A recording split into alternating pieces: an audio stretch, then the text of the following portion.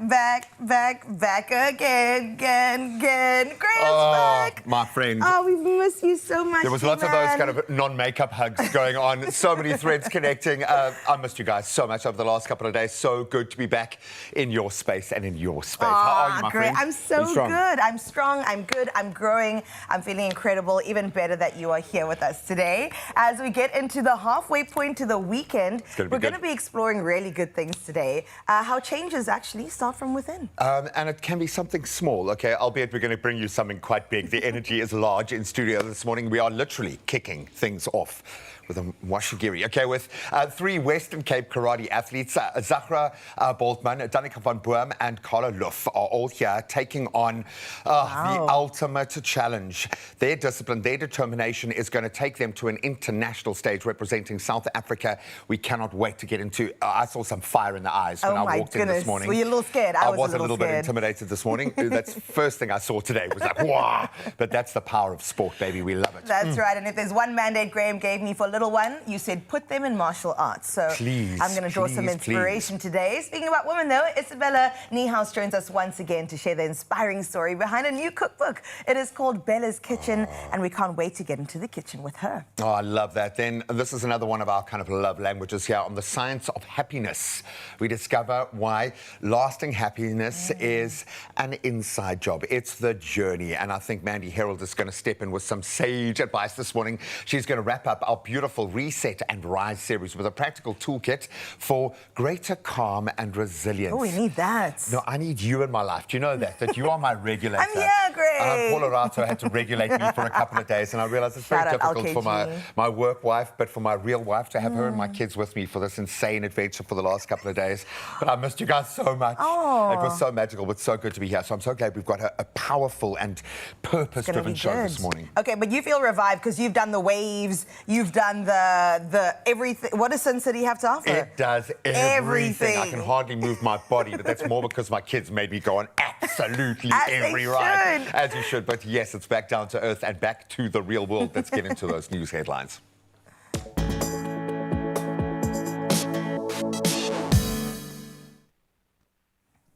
Well, let's get straight into it then. Nationally speaking, the reopened inquest into the death of anti-apartheid activist Steve Biko will resume in the Gqeberha High Court tomorrow.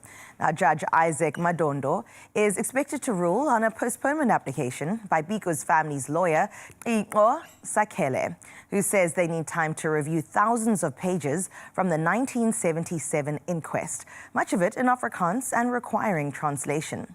Now, Sakele says translations could only begin after the Justice Department agreed to fund their legal costs.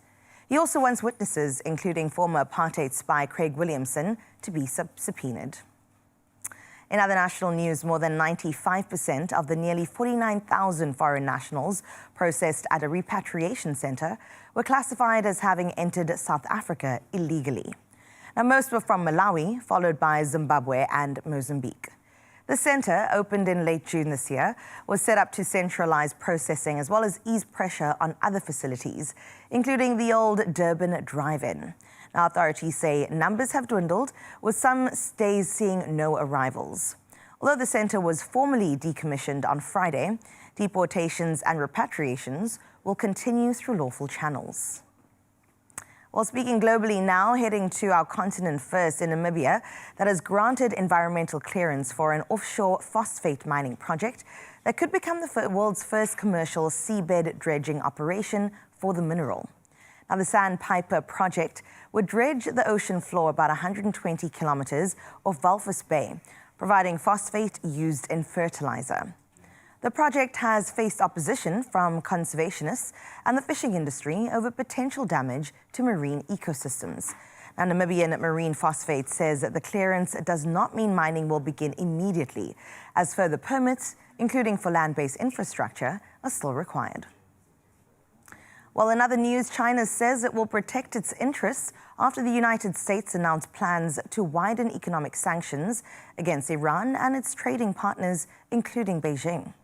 China's foreign ministry says it firmly opposes what it calls unilateral sanctions and will take necessary measures to safeguard its rights. Now, the U.S. Treasury Secretary has warned banks and businesses that dealing financially with Iran could lead to isolation.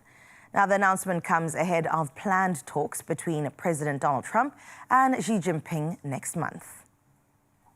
Now, closing off your first bit of news with some sad news, in fact, in the entertainment world this morning, as we, of course, mourn the loss of legend, that's country music legend, Dolly Parton, who has passed away at the age of 80, leaving behind a legacy that stretches far beyond her music. Now, rising from poverty in rural Tennessee, she became one of the world's most beloved entertainers, with timeless hits including Jolene, 9 to 5, and the one made famous by Whitney Houston called I Will Always Love You. But perhaps her greatest legacy is the kindness she shared with the world. Through her imagination library, more than 150 million books have been given to children, while she also supported disaster relief, medical research, and countless other causes.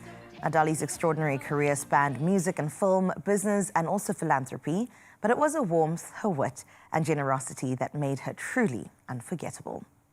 Well, we'll always remember you through your music, Dolly Parton, and thank you for your contribution. That's where we leave your news for now. Let's get into your sports with your sports guy, Gray.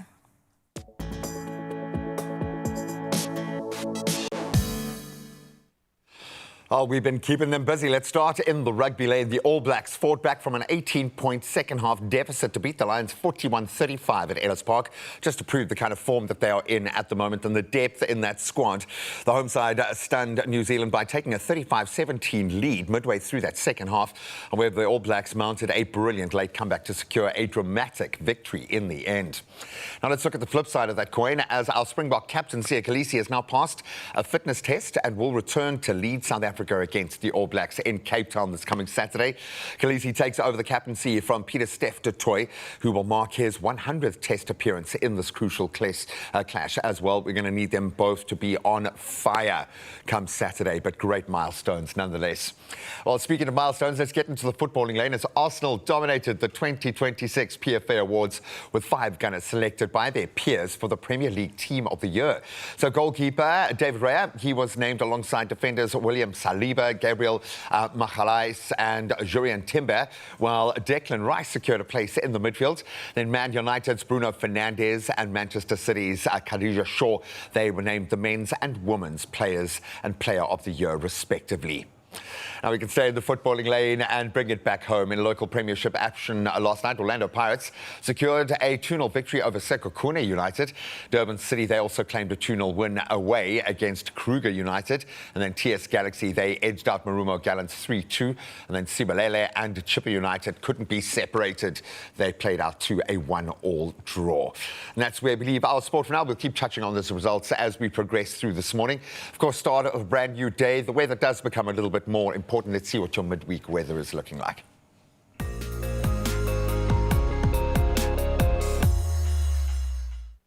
As always, we start up north in Polokwane. Good morning to you. Let's see what your skies are looking like. Well, sunny skies are going to take over your day for most part of the day, and the temperatures starting at a low of 10, rising to a high of 26 degrees. Tomorrow, you're going to be spent under partly cloudy conditions, though. Your temperatures ranging between 8 and a beautiful 22 degrees, and we pretty much stay there for the coming days leading into the weekend. Klerksdorp, you've got sunny skies setting the tone for your day today. Temperatures start at a chilly 11 degrees, climbing to a warm high of 28 degrees as your daytime high. Looking ahead, cloudy conditions can be expected tomorrow. Not tempering the temperatures too much, though. Beautiful temperature range between 10 and 25 degrees. Pretoria, good morning to you. You've got plenty of sunshine on the cards for your day.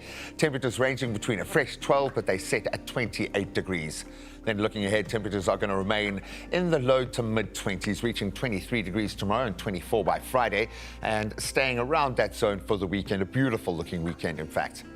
Johannesburg, you've got predominantly sunny skies setting the tone for your day. Temperatures moving between a chilly 10 degrees and they'll climb up to 25. And then we've got a mix of sunny and cloudy conditions defining the coming days. Our daytime highs consistently reaching 21 degrees. In fact, that's our lane for the rest of the week. Mbombela, good morning to you. You've got mostly sunny skies above you today, and temperatures sitting between a low of 14, setting at 21 degrees. Then looking ahead, rain likely tomorrow. In fact, 45% chance of making a landfall. That eases to 25% as we move into the weekend and the temperatures start to climb.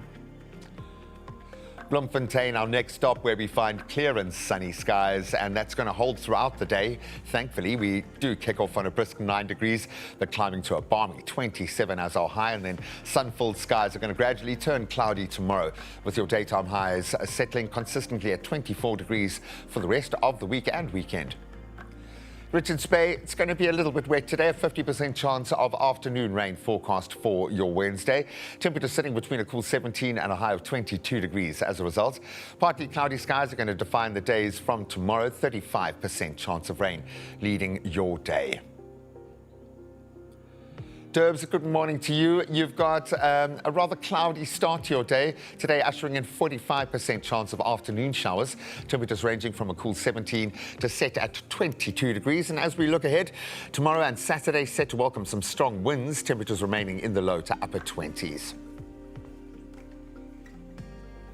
Mthatha, you've got a sun-filled day on the cards for your day today. Temperatures start from a brisk 11 degrees, rising to a moderate 19, and then cloudy and humid conditions will settle in, with temperatures climbing to 30 degrees by Friday, 31 by Saturday. Savor the weekend. Guba, you've got skies remaining sunny across your region today. Temperatures ranging from a cold 7 to set at 23 degrees. And then over the next 3 days, the mercury will climb into the low 30s. We absolutely love that, rounding off what has been a phenomenal week. And just look at those temperatures going into the weekend. No rain to speak of, some beautiful highs, definitely a shift in the season. Kogompo City is where we find ourselves next, where you've got some afternoon showers likely. Today, in fact, a 50% chance of rain. And temperatures rise from 16 to a high of 19 degrees as a result. And partly cloudy skies expected as the week progresses. Some strong winds, though, setting in tomorrow. Good morning to you. You've got partly cloudy skies featuring across your city today. Temperatures starting from a brisk 12 degrees, climbing to a high of 20. Then cloudy conditions are going to persist over the coming days, with temperatures warming to 30 degrees by Friday. Gorgeous George is where we're going to find ourselves next, and much of your day will be spent under partly cloudy skies today. Temperatures drifting from a fresh 12 degrees to set at 20 degrees. And then tomorrow we've got cloudy and humid conditions rolling in, with a daytime high of 28 and that morning low 15 degrees. In fact, we stay in a pretty moderate lane, and then the rain kicking in proper by Saturday and Sunday. Down to the mother city we travel now, and sunny skies are going to dominate much of our day, accompanied by some strong southeasterly winds. Temperatures sitting between a cool 13, setting at a high of 24 degrees. Then we've got cloudier conditions expected to settle in as the week progresses. And again, a rather moderate weekend, that rain making landfall by Sunday. Sutherland, your day is looking pretty good. Plenty of sunshine expected. No rain on the cards at all. Temperatures shifting between a brisk 9 degrees to set at a beautiful 25 degrees. And then we've got a mix of sunny and cloudy conditions defining the coming days. Some strong winds expected come Friday. Please, even Saturday, be aware the winds will come. Kimberley, you're our next stop, where we kickstart our day with some sunny skies. In fact, that's going to dominate the forecast today. Temperatures moving from a low of 11 degrees to set at 29 degrees today. And then warm conditions are going to continue tomorrow, with temperatures reaching a daytime high of 28 degrees, 27 by Saturday. Absolutely beautiful weekend. Up east, our final stop in our whistle stop tour. Yes, the seasons have shifted gears. Today, you're going to look up to a beautiful, bright, sunny sky. Temperatures ranging between 13 and a hot high of 33 degrees. And we're going to stay there for tomorrow and Friday. In fact, the entire weekend looking pretty beautiful, albeit with some strong winds. And you follow suit. Please show us what your neck of the woods looks like. 063 036 9649. We'd love to see what it looks like when you look out your window. Maybe you're driving along that highway to work right now and it just looks spectacular. Show us, give us proof of life. We want to know you're up and at 'em at this time of the day. Well, I'm getting a sense that someone is very switched on this morning. There is the coolest energy in studio this morning, and we are looking forward because there is some major talent on the horizon. And he's not just talking about me. Unfortunately, not this time around. We've got other talent in the house. Ross the Boss is joining us, and we're going to take the quickest break. And then what comes up after that? Ladies and gentlemen, I'm so excited. After the break, you're going to get to know me. I cannot wait. Oh, he joins us on the couch, and yes, we are going to put him to the test. So stick around to find out exactly how that pans out. We'll see you now.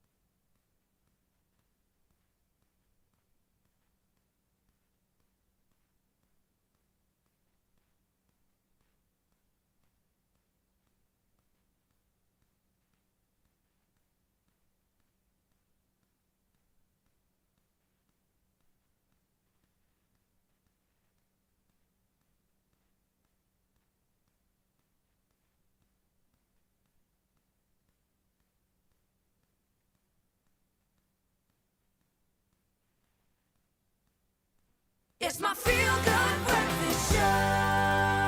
Welcome back to your Feel Good Breakfast Show. We are going to introduce you to Ross the Boss in just a second. For now, though, we got to ask you a very urgent question. Wow, okay. I'm going to do it because I feel all the urgency this You morning. ask, Graham. I feel like you have more authority on this matter. But this feels quite hectic here, so I'm going to ask this with as little kind of intensity as I can. What are you currently working on within yourself that nobody else can see? That's it. You've got to say, what are you working on? Okay, come on, what's that thing? Now, we'd love to know what that private little drama going on. Maybe it's like your long game. Maybe it's something that you've been working on from a physical perspective. Maybe you've just been trying to control something in your life. What is that thing? What is it? What is that thing you're working on in your life? Well, I think it's evident. I'm just trying to keep myself and this baby alive, to be honest. We are working on it every single day. Thank you, Grace. So let us know 0630369649. Otherwise, you can find us at Expresso Show. You think about that as we get to know somebody really important right now. Right now, I'm trying to keep my enthusiasm down to like 3-year-old level. For the past few weeks, we've had a lot of fun. We've been getting to know the amazing top billing presenter search top 40 right here on Expresso, traumatizing them, putting them through live TV, okay? And these talented contenders, they have been presenting just so well. They have really learned their presenting paces, their chops. And of course, they're going to need them for an iconic role. We all wanted to be a top billing presenter. We said it, we'll say it again. And Ross Marshall is here, an entrepreneur, presenter, an actor, a storyteller with a passion for people, community, which is so special, and also communication. This morning, he is stepping into our hot seat, our Welcome, beautiful buddy. manifestation station. Give it up for Ross, everybody! Yay! Do you know what I'm liking, dude? I'm catching little moments for yourself in between things here, which is great, because you're in the whirlwind now. It's all crazy. So I'm going to ask you, how are you feeling, Guy, in the midst of all of this insanity? It's incredible to see how fast-paced things are this early in the morning. I'm still trying to defrost, but you guys are up and going and She's upbeat. demanding, man. She's demanding I a walked certain in, I was level, like, oh man. goodness, what's going on? It is incredible to see this. It's so Sure, cool. man. Are you really happy to be where you are? Top 40 across the country is such a huge achievement. It's huge, Did you man. imagine yourself that you would be here, considering your background? You know, I could never see myself being here And what's really funny is over the last 5 years, I've tried to barge doors down, I've tried to force things, and you can never actually force things. I recognize now being here, sometimes things just flow so beautifully. That's right. And so I'm sitting on this couch and I'm so grateful to be sitting here with you guys. It's incredible. You've got to get out of your own way That's sometimes, you know, and when you're pushing so hard and you want something so badly, but then you realize you needed that. You needed to be able to see something within yourself that others couldn't. You also have this ability to see that in other young people, and I think purpose connects all of us in this space. You've got to be doing it for something beyond yourself. When you talk about fortified coaches, fortified ZA Academy, what was the inspiration behind that? Because that speaks to the man that is sitting on the manifestation station here. Yeah, so I'd say the two main inspirations for me was one, my parents. So I got to see my parents feed into the lives of other people. They were all about nurturing talent and nurturing people. So you kind of see that and it becomes kind of like genetic. It's Your in your baseline, DNA. You know, and also in their lives, I got to see moments in their life where they overcome what seemed to be the impossible. And so you see this. In my own life, holistically, people have been so forward and direct with encouraging me, giving me words of affirmation, and trying to nurture my gifts and my talent. And what you receive, you actually want to give back, you know? Absolutely. And so I come from a privileged background as well, and so I just feel like it would be my due diligence to try and give back as much as I can. That's beautiful. And I love pairing that with wanting to be at the forefront of something as glamorous as top billing, because you're right, you do need a baseline. You need something when the cameras are cut off to keep you going day in and day out. So when it comes to motivation, what do you think keeps you on it every single day? I think what keeps me motivated is my purpose. So I had to figure out very, very quickly what my purpose is. You get into a place where you compare very quickly and you kind of track where everyone is at. You get into this LinkedIn world and you kind of like tracking, oh goodness, where am I at? I'm in my 20s now, I'm in my mid-20s, and I had to continue to remind myself, chase the purpose and the belonging as opposed to the status and the fame. That stuff will come later. Yeah. And that's kind of why I feel so privileged to be sitting on this couch right now. Preach, preacher. Yeah, man. I mean, there's lots of questions I want to ask you because you've got a good grasp on things, but not a tempered enthusiasm. And ultimately, our currency is we're enthusiastic. That's pretty much what a presenter is you just emotionally invest. Yeah. But when you live through purpose, suddenly it speaks to a much greater impact. If you could achieve something through this role on Top Billing, it's one of the most visible positions in South African TV. What would you like to achieve? What would your impact be? Something that I've been thinking about for a while is being a part of telling the most compelling, transformative stories in Africa. Stories of reconciliation and stories of healing. I'm actually also very high energy and enthusiastic and quite comedic, but I feel like my impact will have a greater gravitas if I can go into those spaces and communities, those untouched areas. Stop saying all my favorite words, bro. It's like you went back and you were like, I'm going to throw in a P circle word, this a bit one, of a circle this gravitas. Well done, kid, well done. Yeah, that's incredible. I mean, we want to see this all play out as well. I think with Top Billing, it is beyond the dresses that look incredible or the suits. They are doing something that does have a higher purpose. So thank you for providing that aspiration, that inspiration. And we wish you all the best, especially today. This is a different setup. It's live TV. And I think you've got what it takes when it comes to the energy, at least. All that we need to walk into the studio is just be lekker. Just be a nice That's person. it. And you've got that. And you've got it in spades, guys. So, no, you'll be fine. How are you feeling about doing your first interview, though? I'm so excited. Look, the nerves are there. Good. One's a little bit jittery and shaky, Yeah. but I think I just can't wait to tackle it head on first. Because That's it how you matters, learn. right? Look, they are really good at karate, so Yeah, maybe we need careful. to just temper our enthusiasm just a little bit. Absolutely. But no, we'll learn about how to keep distance in a kumite situation. We'll get all of that. Welcome to our space, buddy. You've got a beautiful energy around you. Just hang on to that. And don't forget the power of the manifestation station. That's okay? right. Manifest. We are talking about the top 40 when it comes to Top Billing. We've met many contenders. Today is no different. Ross is one of the many that we'll bring on through, but we'll put him to the test straight after this break with the incredible woman in karate, woman in sports, baby. Yes. That we'll get to know a bit better after this. Only you can make my day.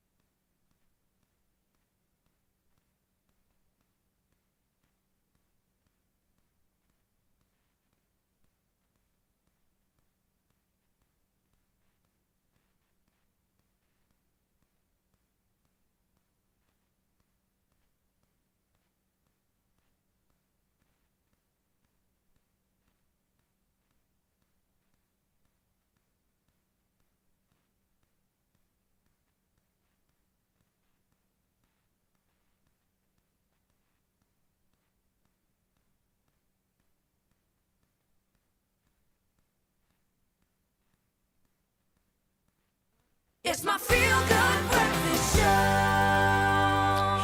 Welcome back, you beauties. Thank you so much for plugging in. You have got the right kind of energy, and this is going to hopefully inspire you to do something amazing with your life. We're talking about those small changes that start with every day.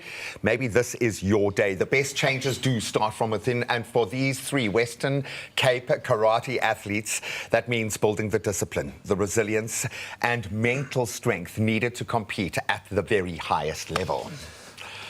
I would love to chat to some of you very, very quickly. Obviously, today is all about karate. It's very, very exciting for me, but there's so much hard work that goes into where you guys are currently seated and the accolades that you guys have achieved. I want to ask one of you, maybe, what are some of the difficulties and the challenges that you faced that people don't often see in karate?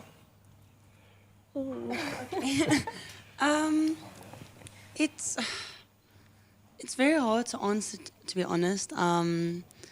I guess it's probably the pressure you get from everyone around you, because you might think it's a sport you do on your own, but you actually have a lot of people behind you backing you, and that really, there's a lot of pressure from them to like actually perform. And you've also potentially got an opponent standing across the mat from you, ready to humble you in that moment. Carol Ann Daniels here, representing very proudly, I would imagine, a lifetime of emotion being poured into the space with these incredible karatekas. When you see these moments arrive, because it is about the bigger picture of karate and representing South Africa, but it's still individual young women who are going out there having to face their demons. How do you feel when they step out onto the mat? You know, like a very proud mom. Although I'm the president of the Western Cape and an official, but you know, it's like my own children when the athletes, and for females, you know, the strength that they have to face an opponent, because that is what I want to see for female, that they are strong, you know, strong women that can face the world, you know, and when they compete, that is what they symbolize there for me when they, you know, like the guts that they have. This is very gutsy girls here. And for you and for the next young girl coming along that chain. Yes, Yeah. yes. Danica, I'd like to ask something. She was talking very nicely now about the physiological strength and the formidable things that you carry now as women. But I'd like to ask, what has karate done for you, also for your mental space, your attitude? What has it built in you from that approach? Yeah, it's not only just the physical aspect, like you work on so many things, but it's also your mental strength. Like it also builds your confidence as a person, so it allows you to be in other spaces and step into it and know you can take up the space rather than just being someone in the corner, a little bit shy, because it's an individual sport. So you want to be able to take up the space, whether it's in work, whether it's in different spaces of your lives. So you get to build a mental strength for different things. Yeah. You guys are obviously going to be in Algeria really soon, representing South Africa. To me, it's What's my heart beating now? I'm like, oh, God. It is wild to me. I'd like to ask, maybe one of you can tell me about what it means to be fighting for the flag, representing South Africa. Zara, can you please talk to us about that? Okay, so on this topic, I can speak from personal preference, and I'm sure I can speak for them as well on this. When competing overseas, you're not just competing for the flag, but you're competing for the people behind the flag. Your sisters. So it's, for me, like coming out of Athlone. Like, not everyone just comes out of Athlone or Mitchell's Plain or Grassy Park and goes overseas to do something amazing like we are doing. So it's something definitely unexplainable. Also, the work that goes into it is definitely beyond anything that you can imagine, because you're not going for funsies. You're going to represent what you It's all fun and games until someone punches you in the face. Okay. How do you control that? When you are in that space, do you need a little bit of the adrenaline to take you to a higher level? How do you feel inside when you've got to enter into that? Because then ultimately it's just you. You've got to deliver. It's very hard. Like, I do have some anger issues. Angry shoes. As my daughter says, I've got my angry shoes on. Just a little bit. But, like, over the weekend we had a competition and I had this girl that kept hitting me in the face, and I really had to, like, calm myself down. She's like, okay, calm. She's doing this on purpose. She wants her reaction. And that you can use it in life as well. Like, You see now. it's so hard to, like, sometimes just stay calm, take it, because with karate you need to be adaptable as well. So when there's stuff coming at you and you don't expect it, then you need to like adapt with it and roll with punches. Literally. Zahra, I want to zone in a little bit on what you said. And something that karate has also done for you is open other opportunities, right? So what started in a dojo, you being a karate enthusiast, actually landed you a job on an international film set. Can you maybe talk to us about that journey and how that actually happened? See how her eyes changed there? She was looking like, wait. Okay, so obviously I can't say much due to NDA purposes, but I was on season 2 and 3 of One Piece. Oh, champion. Yeah, so I'm not gonna lie, stepping out of the karate world and going into the film world was completely different because it's movie magic.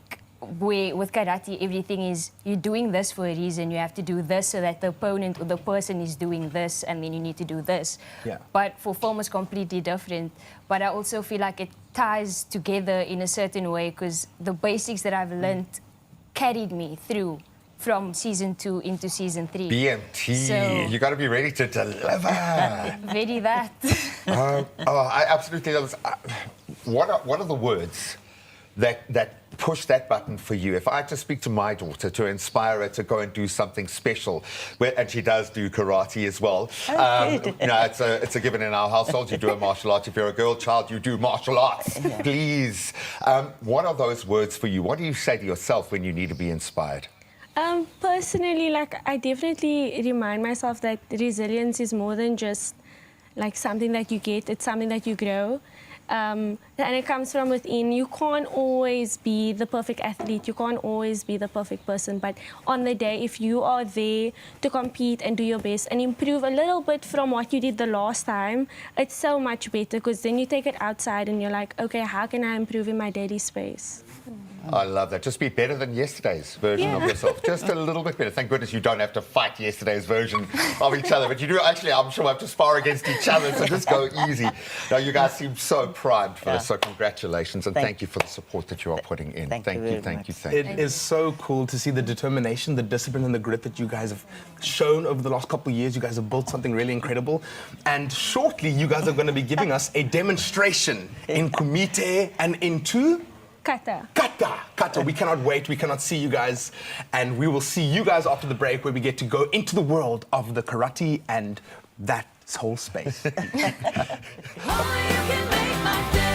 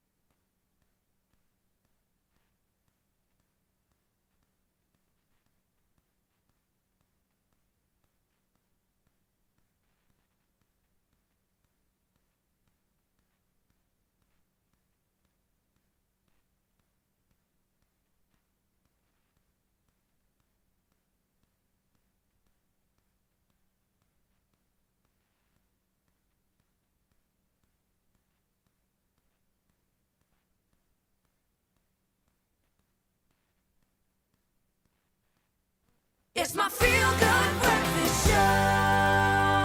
Welcome back to your Feel Good Breakfast Show. We have ticked so many boxes and it's barely even past 6 o'clock. Right now, let's get into the foodie world because we know that food can tell the story of life, where we come from, who we have loved, and also the tables that have brought us together. Now, in her new cookbook called Bella's Kitchen, self-taught cook and award-winning author Sabella Niehaus reflects on a journey that began in the rural Free State area and carried her through fashion and motherhood and celebrated long table lunches with a remarkable collection of international cookbook awards. Now, the book is a love letter to the people who shaped her and also to the woman, of course, that she has become. Isabella, welcome back to your Feel Good Breakfast Show. Thank you. And what a day to have you. That book looks incredible. Thank you. And we can't wait to get into cooking. Yes. But let's talk a little bit about the book itself. I said that it was described as a love letter to the important people in your life. Yeah. So tell me a bit more about that.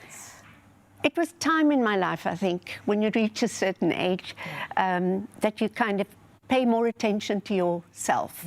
So when I turned 70 last year, I decided it's time to do something for myself and to honor everyone who's been part of my journey. Sure. So the book is really I'm very passionate about it.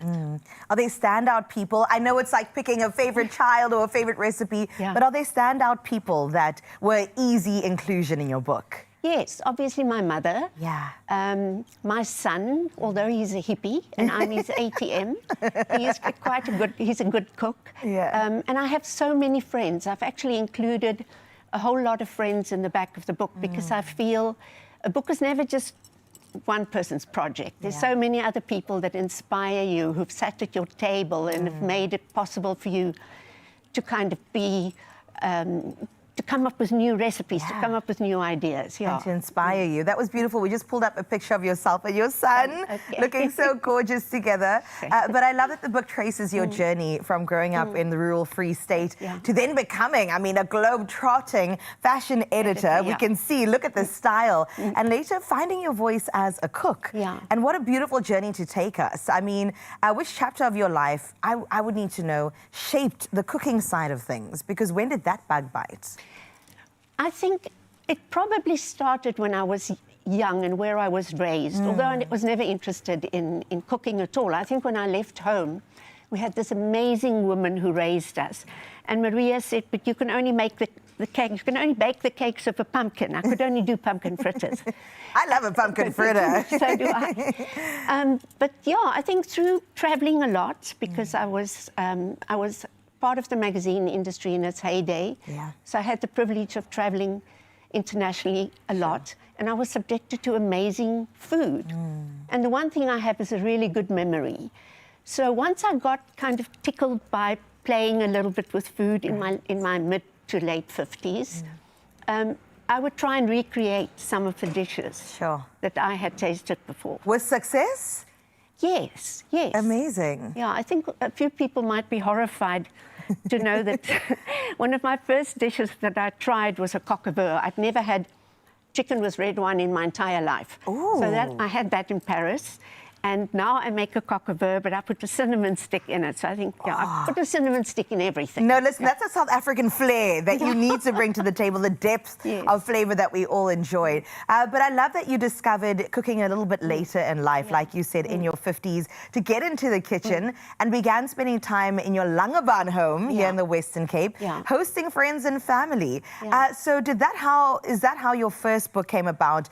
Dane... What was it called? Dane Hayes. Dane Hayes. Yeah. And then from there, of course, we've reached this point. Yeah.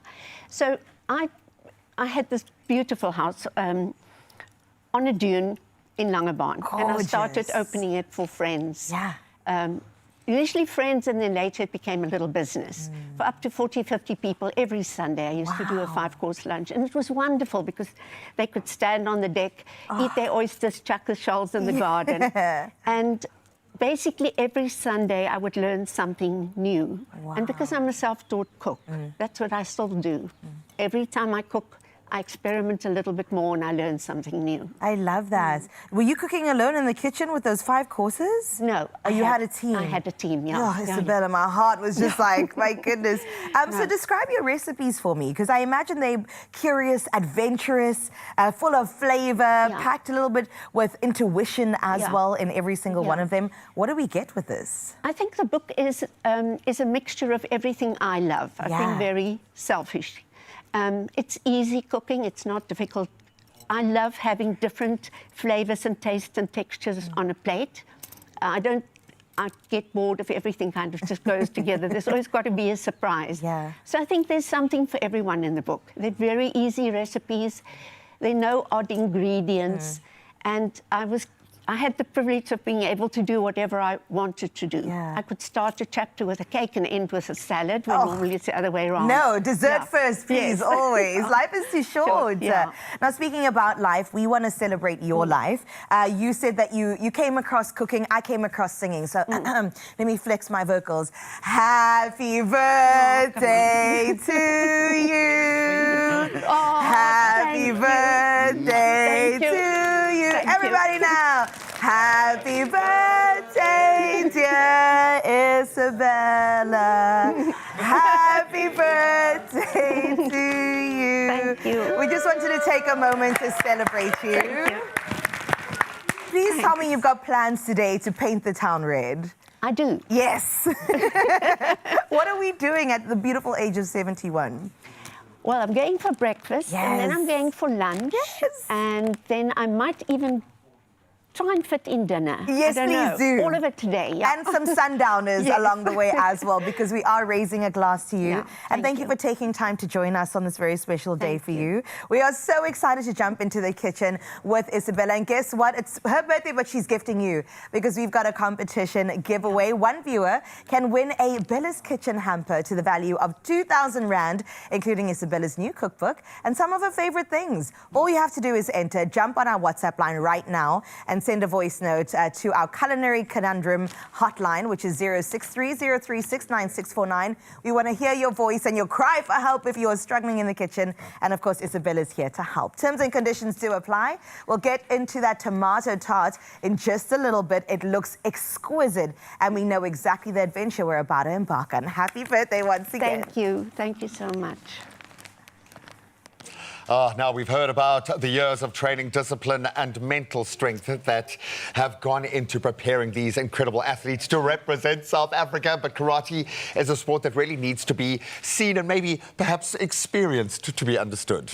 You've got to see it. You've got to see it straight up. Carol Ann, don't you want to give us a quick introduction of these 2 techniques that we're going to showcase now? Okay, so we're going to do the kata, which will be done by Tonica. The kata is an imaginary fight against an opponent. It looks beautiful, but it is a fight. There is purpose behind it. Yes, there's purpose, yes. But that is the beautiful art of karate that's in the kata. A little bit more of a serious one. It is the kumite, where 2 people is fighting against for points. You score points. The one is in blue, and Carla is in red, and Zahra is in blue. So they will do the kumite, and that is for points. So the one that scored the most points, that is, of course, the winner. What do you call a full point? It is either get 1 point, 2 points, or 3 points. Okay. Yes. And an ippon. What is an ippon? And it's a kick with the face, so 3 points. Oh, that's fight over. Okay, but with control. And I hope that one of them can do a takedown here, and that is also 3 points. That is a brilliant technique, and it is good timing, good execution. I love it, and you've also got the best adjudicators in the house to look at it. Okay, I'm getting a little bit nervous now. All right. Okay, Danica, step forward. Yes. So you're obviously super ready. I'm kind of still tight. I haven't done warm-ups. I'm feeling extremely not ready for this. Got this, kid. But talk me through what needs to happen right now for this demonstration. So I'm a teacher by trade, so you'll be fine. So what you want to do is you'll first start, you'll have your hands on the side and your heels together, and then you will bow forward Not ballet. Sorry. I just... Go bow There was a bit of forward. Charlie Chaplin It's a there, which sign is of fine. No, it's respect. fine. Oh, right. So sorry. There's my respect to you. Thank you. Okay, and then from there, you'll put your hands in the front. Okay, like Yes. this. You'll always keep the left on top of right. It's called musubi. And then you'll pull the both fists back Sure. and forward. Yeah. There we go. Oh, sorry, my feet Your weren't straight. Very straight, not 10 past 10 straight. Straight. Yeah, Yes. got you. And then what you want to do is, so we're going to do a kata called kururumfa. Kururumfa. Kururumfa. There we go. You're Beautiful. almost Japanese now. So you're going to bring the hand across, and then you're going to bring it over. Oh, bring it. Oh, sorry. Yes. Wait, what? So the stance is called cat stance. So you're going to have the back leg 45, Yes. and then bend the knee. Bend the knee And with then my your, toe on your, the floor. Yes, yeah. your Heel up, actually. heel up. Yeah. Yes, the ball of the foot. You're going to got add you. pressure there, and then you're going to break. Break. You're doing a great job. Really? I Yes. wish you had a camera from this angle. This is the best you've ever looked, boy. The cat stance does wonders for your physique, kid. Man, bit revealing. Yeah. So then you're going to bring the front leg up. Okay. Oh dear, balance. Yes, As and then one you're does. going to break the knee.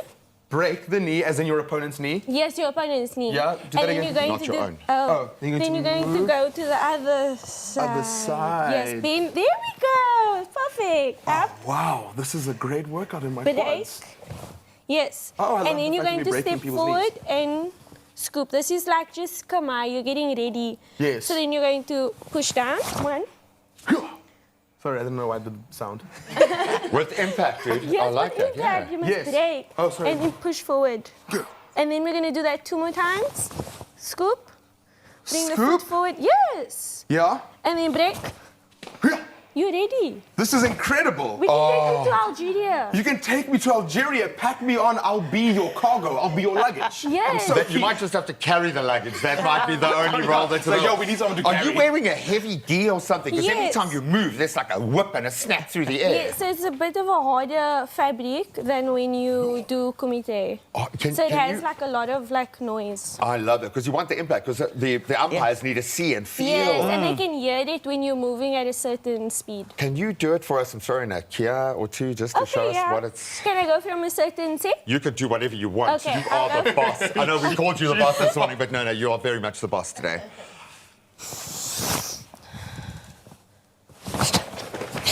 Yay.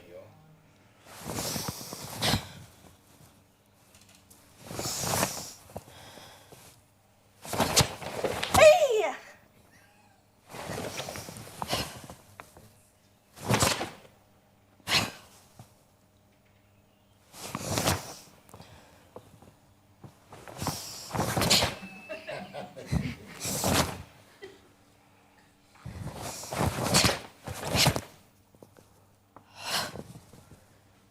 Awesome.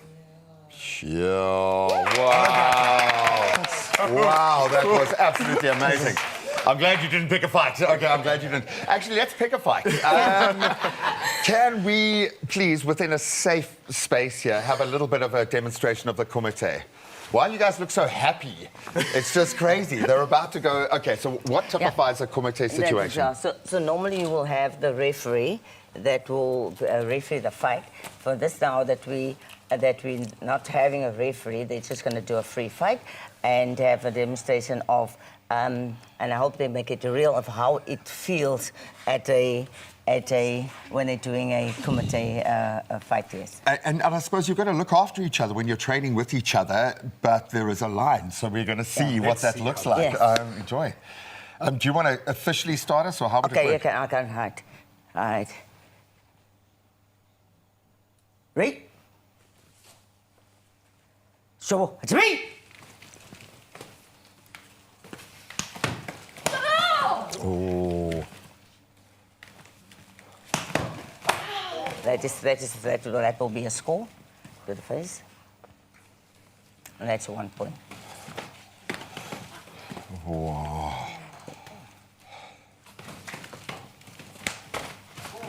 Oh, tiger tail. Ah. My word. That's Oh, am I allowed to say Hajime? I don't know. Hajime. You must say when I stop then. No. I just want to go to an ad break and let them fight. Okay, we're going to have to call it out. That was the most amazing thing. It's okay, oh, you guys, can we get a round of applause? There was a lot of control there. Thank you so much for looking after each other in this place. Thank you so much for demonstrating. I know in our industry we say break a leg, but I don't want to say that now. Don't break a leg. No, just be amazing. Thank you. You guys are incredible. We want to wish you all the best on your journey, and you guys are going to go to Algeria. We hope that we can support you. How can we support you? How can we tune in or watch you guys? We're not sure. Normally it's on live. Yes. Yes, but we're not. We will know close to the time. Then we normally post it on our Facebook page. We send it out where people can watch the fights. There is a link, but also. They are now 3, but there is 10 of the Western Cape that is going to Algeria that is selected. We are busy with raising funds for these athletes. So we have tomorrow evening an evening of excellence where we celebrate the athletes that is going, and then we have a link for the Becca Buddy we ask for a little bit of donations for these brilliant athletes that you just witnessed. Will you go onto our social media platform straight after this and preach that word, please? Okay, and we will put the word out there and support. We are so excited to see you guys and watch you guys flourish. We're going to catch you guys after the break for some more exciting news about our new next adventures. We'll see you then. Thank you. Sure. Only you can make my day.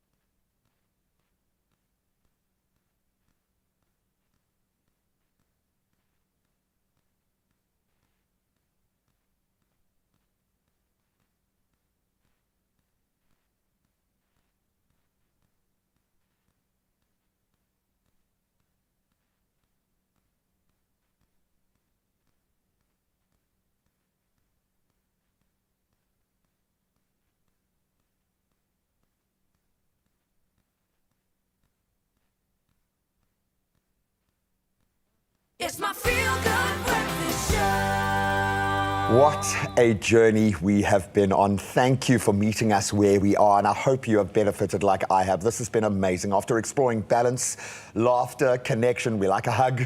Oh man, we love a hug. We now arrive at the question that brings everything together, and it's powerful.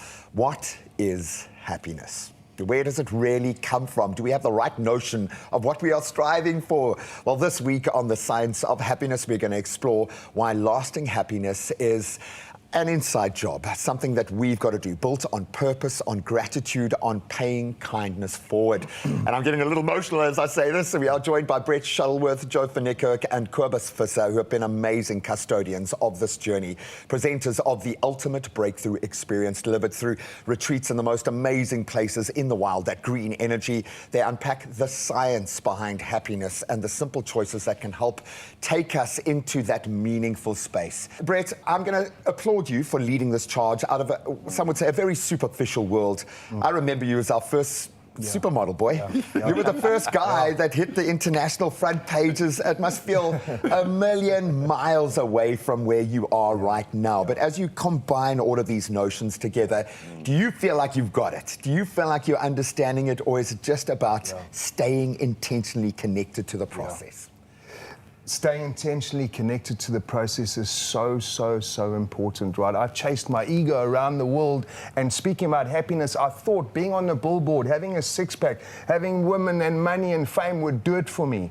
But the science of happiness, as you've just pointed out, is an inward job, right? And so I didn't know that at the time, right? Only to go and search. And I ended up in the Himalayas and different ashrams searching for the meaning of happiness, and I understood, oh my God, it's actually an inside job, right? We're trying to get the outside world to be exactly the way we want it is. Only then are we happy. But until then, we suffer because we haven't got it the way we want it to. Yeah. Right? You never get there. What if you could say, I prefer it just the way it is? So if we're living in here our whole life, so our job is to get the inside way we want it to. And that you can do. You can't get that the way you want it to, but what's going on inside of you, you can get the way you want it to. And that is real happiness. You've hit some highs, kid. Yeah. Okay, I can talk about French rugby because I processed, that World Cup. Okay, I no longer burst out crying. Yeah. You had a very happy hunting ground that side. You're a superstar in French circles. You're a superstar locally. Even growing up in the school system that we both came from, you must have been hot boy, that guy. Is the happiness the thing that you are striving for, or is it something that you learn to exist with in your journey? And I suppose rugby will test you in so many ways in that space, man. So many ways, but it's similar to what Brett was saying. You know, you think that when you arrive at a place that now all of a sudden you're done. But it never happens, and you keep chasing this. And this is where the thing is, when you realize that happiness is an inside job, you start to cultivate your inner world. You start to look within. And I think that chase outwardly, it leads you to places, but at the end of the day, you never really arrive until you recognize that you need to turn that attention back into yourself. And the happiness is truly who you are. Your joy, the joy that is inherent in all of us is who you truly are. It's just, you just need to turn the tap. Turn the channel. Yeah, I like that. You change your perspective, you change your reality, right? Yeah. Why do we need the ego to get out of the way for meaningful work to start? The first thing is to realize that ego is not bad. Ego is there to serve you, to serve a bigger purpose. And the end of the day is to say, how do you get that balance right? And finding and falling in love with the ego and falling in love with who you are and understanding that there's a bigger purpose. You're in a process of learning and growing and serving as well, because it's not about just receiving, it's about giving. And I think and one thing I learned with Brett and so forth is that we all have a dark and a light. Let's focus on falling in love with the ego and understand the ego is there to serve us. I mean, all of you can jump on this because you live this principle, and it's been applied in the most dramatic way. Gratitude and paying it forward has brought me the greatest abundance. Why? Why is paying it forward essential to finding balance? Have you ever noticed when you're in your head or in anxiety or you're sad, and the minute you go and help somebody, you feel better about yourself? And so when we realize we are all one, giving is actually receiving itself. You don't need anything back for giving love or helping or anything. You actually get the frequency back, which to me overemphasizes and really suggests that we are all one. And this is really important. Like how you treat someone else is how you would want someone else to treat you. And I call that's pure love, right? You guys have brought a lot of light into our space, man. Exactly. I think this might become a yearly journey that we're going to go on with these unbelievable human beings. And this week's Pay It Forward challenge is to do something kind for someone else without them ever knowing it was you. And it is amazing to do this. Then share what that experience meant to you, not to them, using that hashtag Pay It Forward and inspire someone else. And if you are inspired yourself to continue on this own beautiful journey of self on purpose, personal growth, now that we know it's in our control, you can find out more about Machu Picchu, a pilgrimage to purpose. I've been through that neck of the woods, magical as a jumping off point. This is going to take you to the next season of your life. This takes place next year from the 15th to the 28th of May over my birthday period, amazingly enough. Go and find someone to hug for 45 seconds or 45 minutes if you want. Thank you for being vulnerable. Thank you for just showing us a different way of living as men. I love you guys, but Joe, you know, bro. You know, man. My rugby spirit animal, you don't understand. We love you just, as I said earlier, face the darkness, yes, but don't hide from the light. Love you guys. Sawubona. Sawubona. Sawubona. I am because of you, brother. Our Sawubona, we do see you and we see you from within where the happiness begins. Thank you so much for that beautiful chat, gents. It brings us to a minute after 7 o'clock. Let us update you on your national news headlines. Getting started with 2 of 4 suspects accused of murdering boxer Zolani Tete will return to the Mdinsane Magistrates Court on the 1st of September for a bail application. Now, the bantamweight world champion was shot dead last Friday. A 22-year-old suspect is seeking bail or a hospital transfer because of a medical condition, but his request was denied. Meanwhile, 3 suspects appeared in court yesterday over former Knysna Mayor's Aubrey Tswenga's murder, while a 4th handed himself over to the police. Now, Acting Police Minister Feroz Kachalia says he is satisfied with the investigation's progress.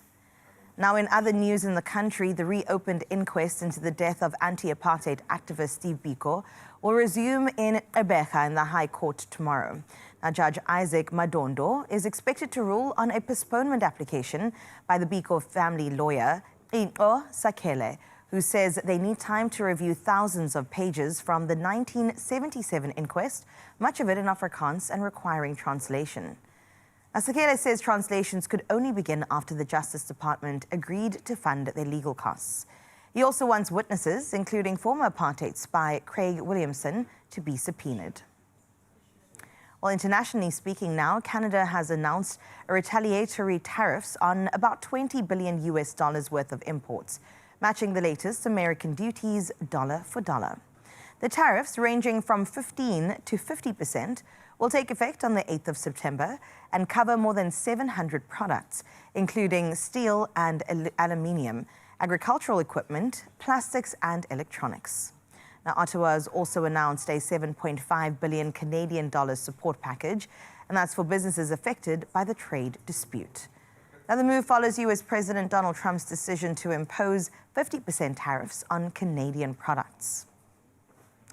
Meanwhile, in news on the continent, in Namibia, they've granted environmental clearance for an offshore phosphate mining project that could become the world's first commercial seabed dredging operation for the mineral.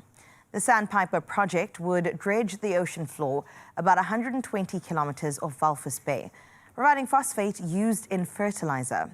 Now, the project has faced opposition from conservationists as well as the fishing industry over potential damage to marine ecosystems. And Namibian Marine Phosphate says the clearance does not mean mining will begin immediately, as further permits, including for land-based infrastructure, are still required. And let's close off your 7 o'clock news by bringing it all the way back home. Now, there's a little more sparkle returning to South Africa's playground, with eThekwini municipality giving some of Durban's public spaces a much-needed makeover. Now, at King Dindinzula Park, teams removed illegal structures and also cleared rubbish, trimmed trees, and fumigated the area, helping restore the park as a welcoming space for the public. The workshop precinct has also had a cleanup, with dumping cleared, drains flushed, and streets swept. And the good news is that this isn't a once-off spring clean. The municipality says weekly operations will continue and also expand to more areas, helping create a cleaner, safer, and more inviting inner city for residents, but also businesses and visitors. Yet another reason to mark Durban as one of those places you have to visit time and time again. That is where we leave your 7 o'clock news. Let's get some more sports from Gray.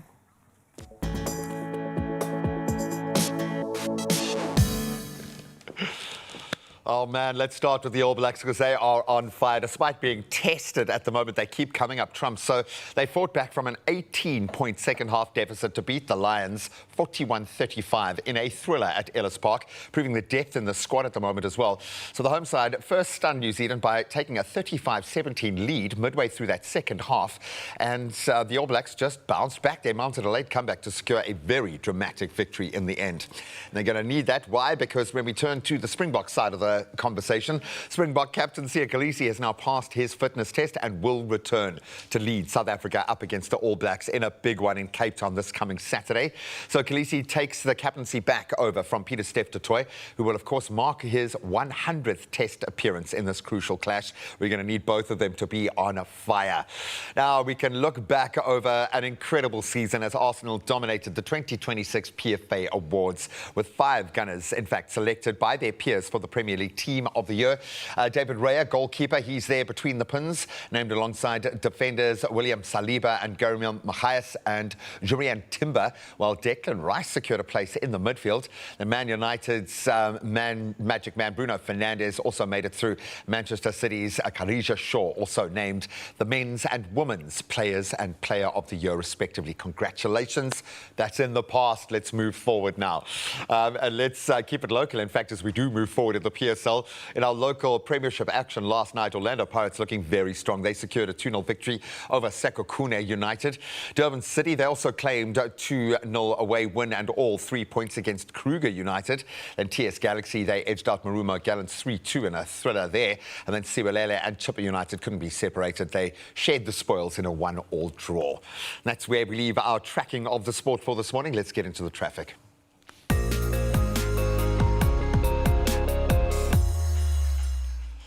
A few incidents to report on this morning. We start down in the mother city in Bonteheuwel to be exact. Traffic is building on the N2 inbound at the ramp to Jakes Gerwel Drive. Daily commuters, you know the drill. You can expect delays, and we advise you please to allow for a little extra travel time this morning as you head out into the midweek commute. As always, please look after each other. Well, let's see what you're going to have to wear. Let's track the weather in your neck of the woods. And we start in Polokwane. Sunny skies are going to greet you this morning, taking over much of your day. Temperature starting at a low of 10 degrees, but rising to a beautiful 26 for your daytime high. Then tomorrow is going to be spent under partly cloudy conditions. Your temperatures ranging between 8 and a warm 22 degrees. We now shift across to Klerksdorp, where you've got sunny skies setting the tone for your day today, thankfully. Temperature starting at a chilly 11, but raising to a beautiful 28-degree high. And then looking ahead, we've got cloudy conditions expected for tomorrow. Temperatures ranging between 10 and 25 degrees. And beautiful weather going into the weekend. 24, 25 degrees, our highs throughout. Pretoria, our next stop, plenty of sunshine on the cards today. Temperatures ranging between a fresh 12 degrees to set at 28. And then as we cast our gaze forward, you're going to remain in the low to mid-20s throughout the next few days, reaching 23 degrees tomorrow, 24 by Friday, and staying in that lane for the weekend. Georgie, good morning to you. You've got predominantly sunny skies setting the tone for your day. Temperatures moving between a chilly 10 degrees to set at 25. And then we've got a mix of sunny and cloudy conditions defining the coming days. Your daytime highs consistently reaching 21. We pretty much stay in that zone throughout the weekend. Mbombela, good morning to you. Mostly sunny days in store for you today. Temperatures sitting between a low of 14 and a high of 21 degrees. And as we cast our gaze forward, rain is likely tomorrow. 45% chance of rain making landfall, and that eases to 25% by Friday. And the temps start kicking into a higher gear. Sunday looking gorgeous. Bloemfontein, you've got clear and sunny skies holding throughout the day today. Temperature starting from a brisk 9, but it does climb to a balmy 27. And then sun-filled skies are going to gradually turn cloudy from tomorrow. Your daytime highs setting consistently at 24 degrees for the rest of the week and weekend, in fact. Richards Bay, you've got a wet day ahead. Well, at least 50% chance of afternoon rain forecast for today. Temperature sitting between a cool 17 degrees and a moderate 22 because of that inclement weather. Partly cloudy skies are going to define the coming days from tomorrow. 35% chance of rain leading your day. Derbs, how was our playground feeling this morning? Well, she's crying just a little bit. Today ushers in a 45% chance of afternoon showers. Temperatures ranging between a cool 17 and a slightly warmer 22 degrees. And as we look ahead tomorrow and Saturday, set to welcome some strong winds to be aware of. Temperatures remaining in the low to upper 20s.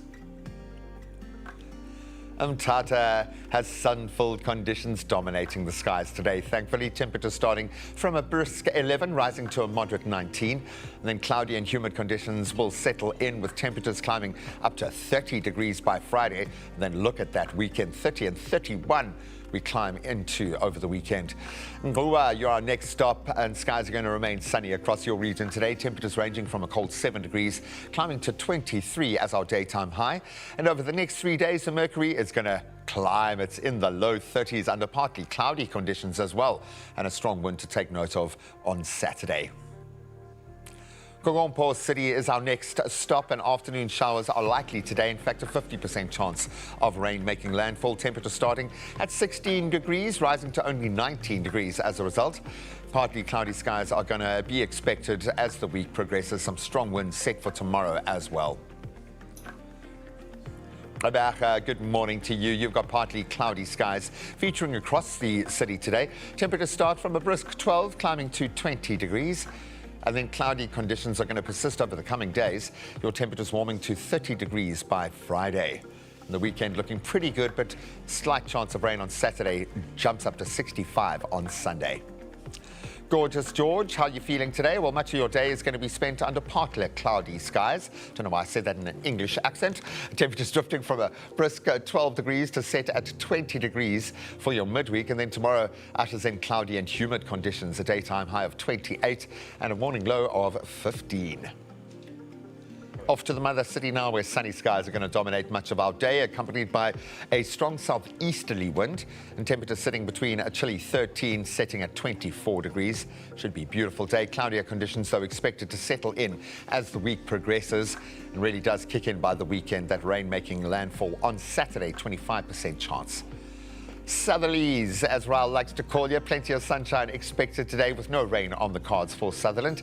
Temperatures shifting between a rather brisk 9 but climbing to a beautiful 25 degrees. And then we've got a mix of sunny and cloudy conditions defining the coming days, while strong winds are expected on Friday and Saturday.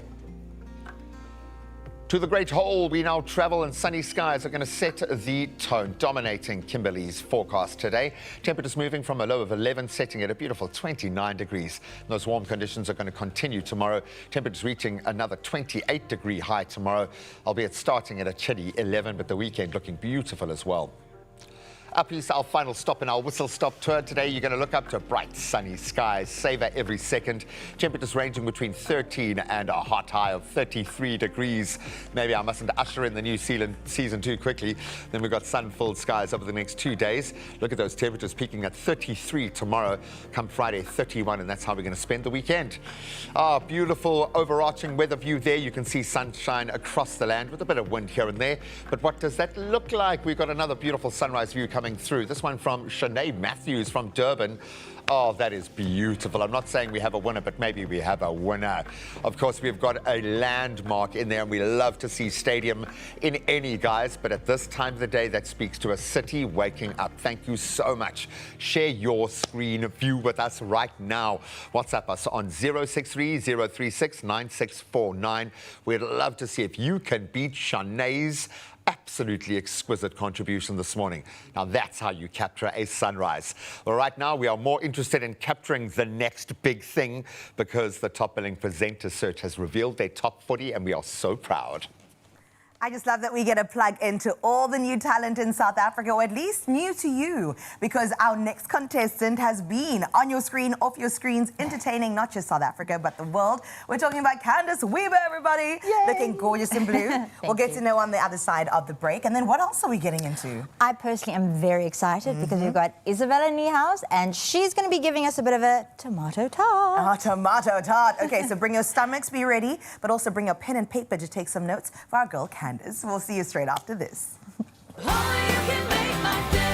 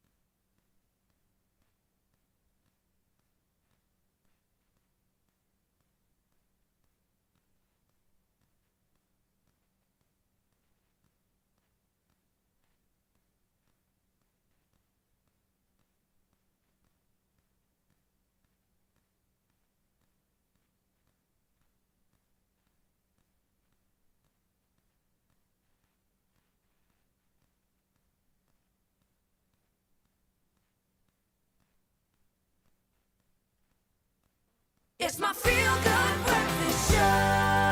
It's true, and welcome back. Thanks for joining us. It's Expresso on S3. Now, for the past couple of weeks, we've been getting to know the top billing presenters search top 40 right here on Expresso, putting their talent to the test through their presenting paces and also finding out who has what it takes to step into the iconic stage of top billing. Pew, pew, pew. Now it's time to meet our next contender. Well, Candace Weber is a presenter. She's an actress. She's a voice artist. She's an MC, and I think she's got the chops. For more than a decade, she has been proving this in front of and behind the camera, locally, internationally. You've got to pay your dues, and she's been doing that. She has a passion for fashion, for interiors, for wellness, and for lifestyle, and now for being in the space and on TV, because you are here, girl. Can we give her a round of applause? Yes, please. I'm here Well for it. done. How are you feeling about where you are right now? Honestly, I'm ridiculously excited. Great. I couldn't sleep last night, but it was one of those like joyful moments. Yeah. Oh, Was well your outfit done. already packed to the side? Oh, in my last night? car. Oh, it was in your already. car. Shoes ready because I was coming in flats. Yes, I was of ready course. for Yeah, today. She you already know. knows what it takes. Exactly. You'll Graham be and I fine in showing up. breakfast TV, yeah. In our Crocs every day. But we love the fact that we have seen you build your career for the past couple of years. It says it takes 10 years to have an overnight success. Yeah. And this could be that moment, emceeing, voice work, acting, presenting, locally and internationally. Have these roles shaped the moment that we're experiencing right now for you? Without a doubt. I feel like the first time I auditioned for Top Billing, I was a little bit young. Yeah. It was the year that Jonathan Boyton Lee won. You must have been about 12. Oh, bless your So, heart. I don't know how- No, I was literally finishing varsity. And I was just like learning so much at that point about the industry and about myself. And I think the timing could never be more right than right now for me. That's right. You are so good at creating characters and stepping into other lanes, and you've proven that. And it's, I'd be amazed. All of the incredible female co-presenters I have, everyone thinks that they've just arrived like this, but it comes after works of decades of work in that space. But now you professionally yourself. Yes. How have all these different roles and the different places you've been to informed the person that you are right now? Who are you presenting to the world? I think what's most exciting for me is that I get to present Candace to the world. See now. It's so lovely to be able to tell somebody else's story. But when you get to tell your own, it's just the next level authentic, right? Yeah. You get to be who you were created to be and inspire others to do the same. You can still be the character, though. You can still play a few characters every now and then, especially in our that's space. fine. Speaking of, you voiced many characters, if I'm not mistaken. Do you have any favorites? Can you show some skills right now? Well, personally, I love me an accent. So any character I've ever played with an accent, whether it's a Southerner, I really enjoy that. Oh, I love that. If you go down to Mexico, it's not that hard. You can go there. Or if you want to go to Paris, it's my favorite city in the whole world, where everybody's a bit snobbish, but we enjoy. It really depends on where you want to go. Even down south, it doesn't really. Oh, I love you so much for this. Look, and we sit here, we're like, we want to steal you for our show, not for Top Billing, but we know what it's going to require, and it's an elevator. There is something about this job that all of us have dreamt about having. What was it about being on this platform that inspires you so much? Why do you want to do this job? When you grow up with Top Billing, as one of the many incredible SABC programs, we've just celebrated 90 years of SABC. This show, to me, is iconic. It just embodies grace, elegance, excitement, and also being able to laugh at yourself. I think we shouldn't forget that aspect of the show. And that's something I'm so ready for and so excited about. Because TV will humble you. Absolutely. And you can't come with too many airs and graces because you will be put to the test. But now you've made it into the top 40. We saw Russ a little bit earlier. We've seen some women and men come through onto your Expresso Feel Good stage. This is your opportunity now to really flex your skills. Do you feel ready? And then also, why do you believe that you should be picked for our next Top Billing presenter? I think I was ready when they announced last year. There was this big launch. There was this excitement in the air that we could all feel. I phoned my agent and I was like, get me into the room. I don't care what it takes. I don't care how many Vorvula I have to throw, I'm doing this. And then he was like, yeah, I'm and ahhing. And then eventually I got in, to the social media aspect. And I was like, okay, I'm going to do this. And I was nervous. So then I was like, I'm not just going to do one. I'm going to do 4 videos and make it Just fun. go. Yeah. Showcase what I can and have fun because I've never felt more ready than this moment right now. Are we feeling it, man? And I think a big thing is you realize, yes, for the 2 minutes that you appear on air, that is one element, but you've got people to work with and you need to be that kind of person. You give the right kind of energy internally. I think a lot of people would want to work with you and feed off that energy, which is a great major box ticked. That's But right. can she prove her chops on live TV? We shall find out. But absolutely love having you. Well done. Candice, you look absolutely gorgeous. For now, though, we'll take a quick break from our beauty and then head into the kitchen for another beauty who's celebrating a birthday today. Hello, Clem. Hello, Bella. It's not my birthday. Just joking. My name's Clement Pedro. Welcome to the kitchen. This is the Culinary Hotline. Bling!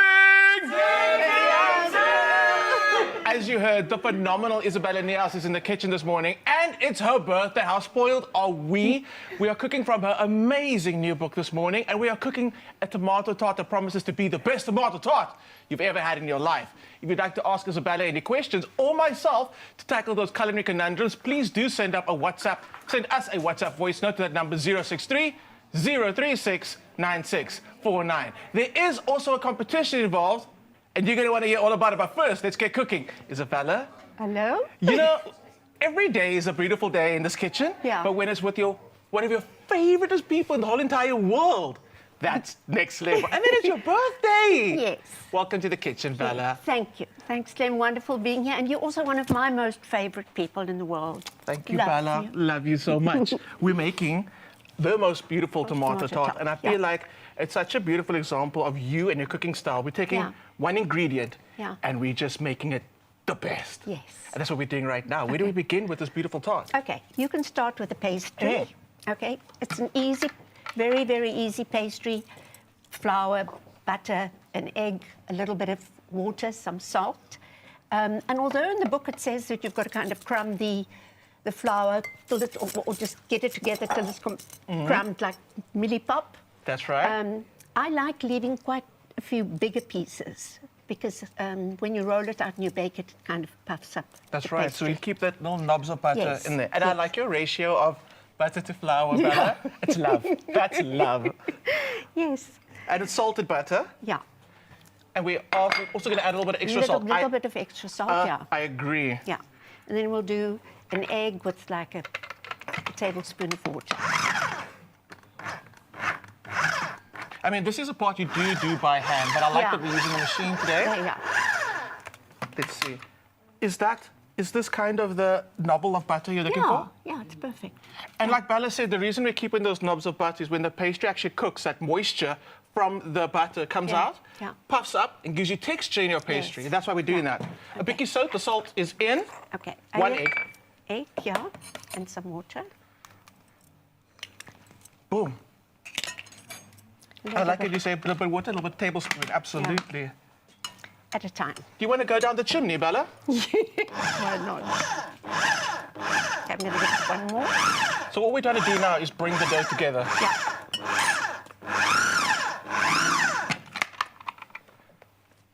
Nice. Oh, and that's what you want. That's what you want. You want the dough that basically, it's amazing. It looks like it won't come together. It looks like sand. Yeah. And then you squeeze. Yeah. Beautiful. Okay, so this has to go in the fridge for at least, once you've put it all together, for at least 30 minutes. It's quite important. And then here we've got one that we've pre-made. So now the next step. Tomatoes. No, first you have to brush it with, get my borsal kiss, please. Little brush. There we go. Okay, you brush it with mustard. With mustard? Yeah. Dijon Never have I mustard. ever. Yeah. What's that trick about? Well, I thought about it. It's almost like doing a real tomato salad. If you had to do a vinaigrette, you would put mustard and maple syrup, and olive oil. So, Right. Yeah. So it's almost like a tomato salad in a pastry. But the mustard is, you will taste, it just gives it that fabulous.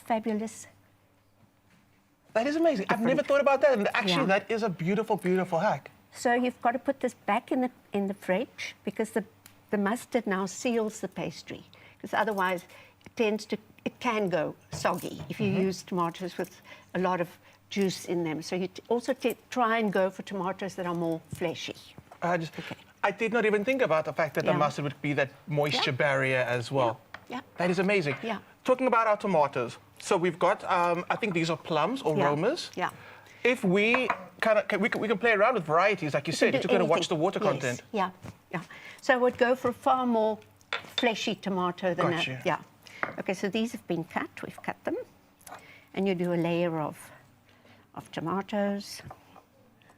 The book is, let's talk about the book for a bit. The book is absolutely stunning, Bella, and I love the fact that each book that you come out with looks so different.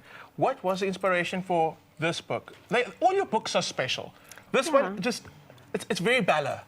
Yeah, I think it was time for me to do something that's a bit of a memoir for me. So it has a lot of stories in it. It basically tells the story of me growing up, being a fashion editor once upon a time, 100 years ago. It has a special chapter for my son, who's the best thing in my life. We all know that, yeah. Yes, and then I've got a whole lot of friends at the back. But it was time for me to do a Bella book. A Bella book. Yeah. I must just say, sorry, before we go on, this is one of the most Bella images I've ever seen in my life. Yes, the muscles. So Bella lived at the West Coast in Longabon, and used to host the most beautiful long tables. Yeah. I mean, the tables that just stretched as long as our house were, and it's all about the seafood. It was all about the seafood. I remember eating oysters and just throwing the shells on the dune. Yeah. It was amazing, and the book has come to life. I mean, that journey, that story, that time has come to life in the book. And now I live... It even smells salty. Now I live in a town where you only get frozen fish. For now. For now. Yeah. But it is such a beautiful book, Bella. It is stunning. Thank you, Clem. Okay. Now, if you have any questions for Bella this morning, you could win a copy of the book. So please do send your WhatsApp voice notes through that number again, 063 036 9649. Hey, you want to? Yeah, the team upstairs are clapping because they think I memorized the number. Actually, no. There's a sticker behind the camera, and I could see the number. But please do get those WhatsApps in. Bella, if someone had to, I always ask this question. I feel like it's super difficult. If someone had to cook one recipe out of this book, what is that one recipe that they have to try? The brisket. The brisket. Yeah. Delicious. Okay, we're gonna have it. I'm gonna bring out that picture. I want to see what the brisket's all about. This is super delicious, Bella. When we come back, we have another recipe. Ayo Blanco. We're going to Spain, so do not go anywhere. Bella's still in the kitchen. We'll be back with more Culinary Hotline Bling! Ding, ding, ding. Oh, yes.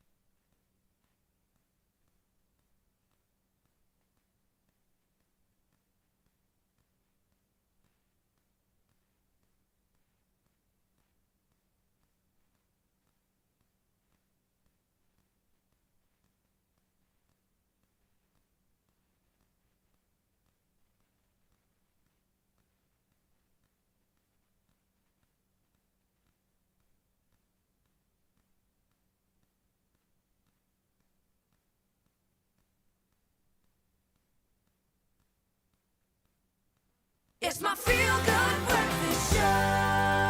Oh, the feeling good continues right here on Expresso. And my friend, today we conclude our Reset and Rise, a mid-year nervous system reboot series with executive coach and professional speaker, Mandy Herald. She joins us one last time to help bring everything together by building a practical toolkit for creating lasting calm, resilience, and emotional well-being. I just feel better just having you here, my Mandy. Let's give her a feel-good welcome, everybody.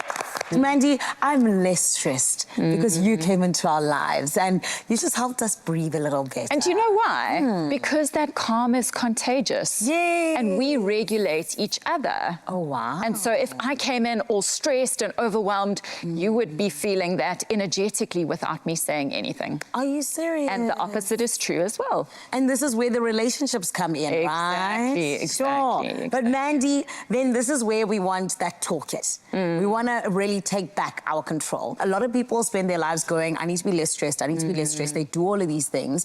But for them, they just like, I'll only be happy once all my stress is gone. Is that an achievable goal? And is that even the way we should be living? The answer is no. Like, life is not getting any easier. True. The deadlines, the work pressures, the traffic, the external. You remember right in the beginning of the series, I showed you that match of the stressors. Some are external, some are internal. And some we can't control, and those are not getting any easier, Zanele. So it's not something that I can say, on the 5th of May, 2027, I'm going to be stress-free. Exactly. It's not realistic. So essentially, we're trying to find balance, a way that we can work with our stress, no matter where it's coming from. We're still just, centered people. So then please, can you take me to this? Because then what does it mean to have a well-regulated nervous system? What it means to have a well-regulated nervous system is being able to identify the stress. How does it feel in my body, my heart rate, my blood pressure, and then being able to activate some of those tools that we've spoken about in order to help send that message to your brain that your body is a safe place to be. And they always say that the best way to know where you're going is to know where you are. Exactly. So it's almost like, I know for me personally, I'm that person where only in hindsight do I go, oh, I was stressed here. And I got told by this sign and that sign. So it's always good to kind of really know where you are. So let's look at where we all are, my Mandy, which is, we're stressed. As a country, even the economy is stressing us. So what can you give us in terms of our toolkit? Where we can just really work through this. A good laugh. Like those belly laughs. That, that release of endorphins. Similarly, a good cry. Crying is fun. You know, I often say that tears are the most honest thing that our body produces. And sometimes we just need that cry. Another thing is a creative outlet.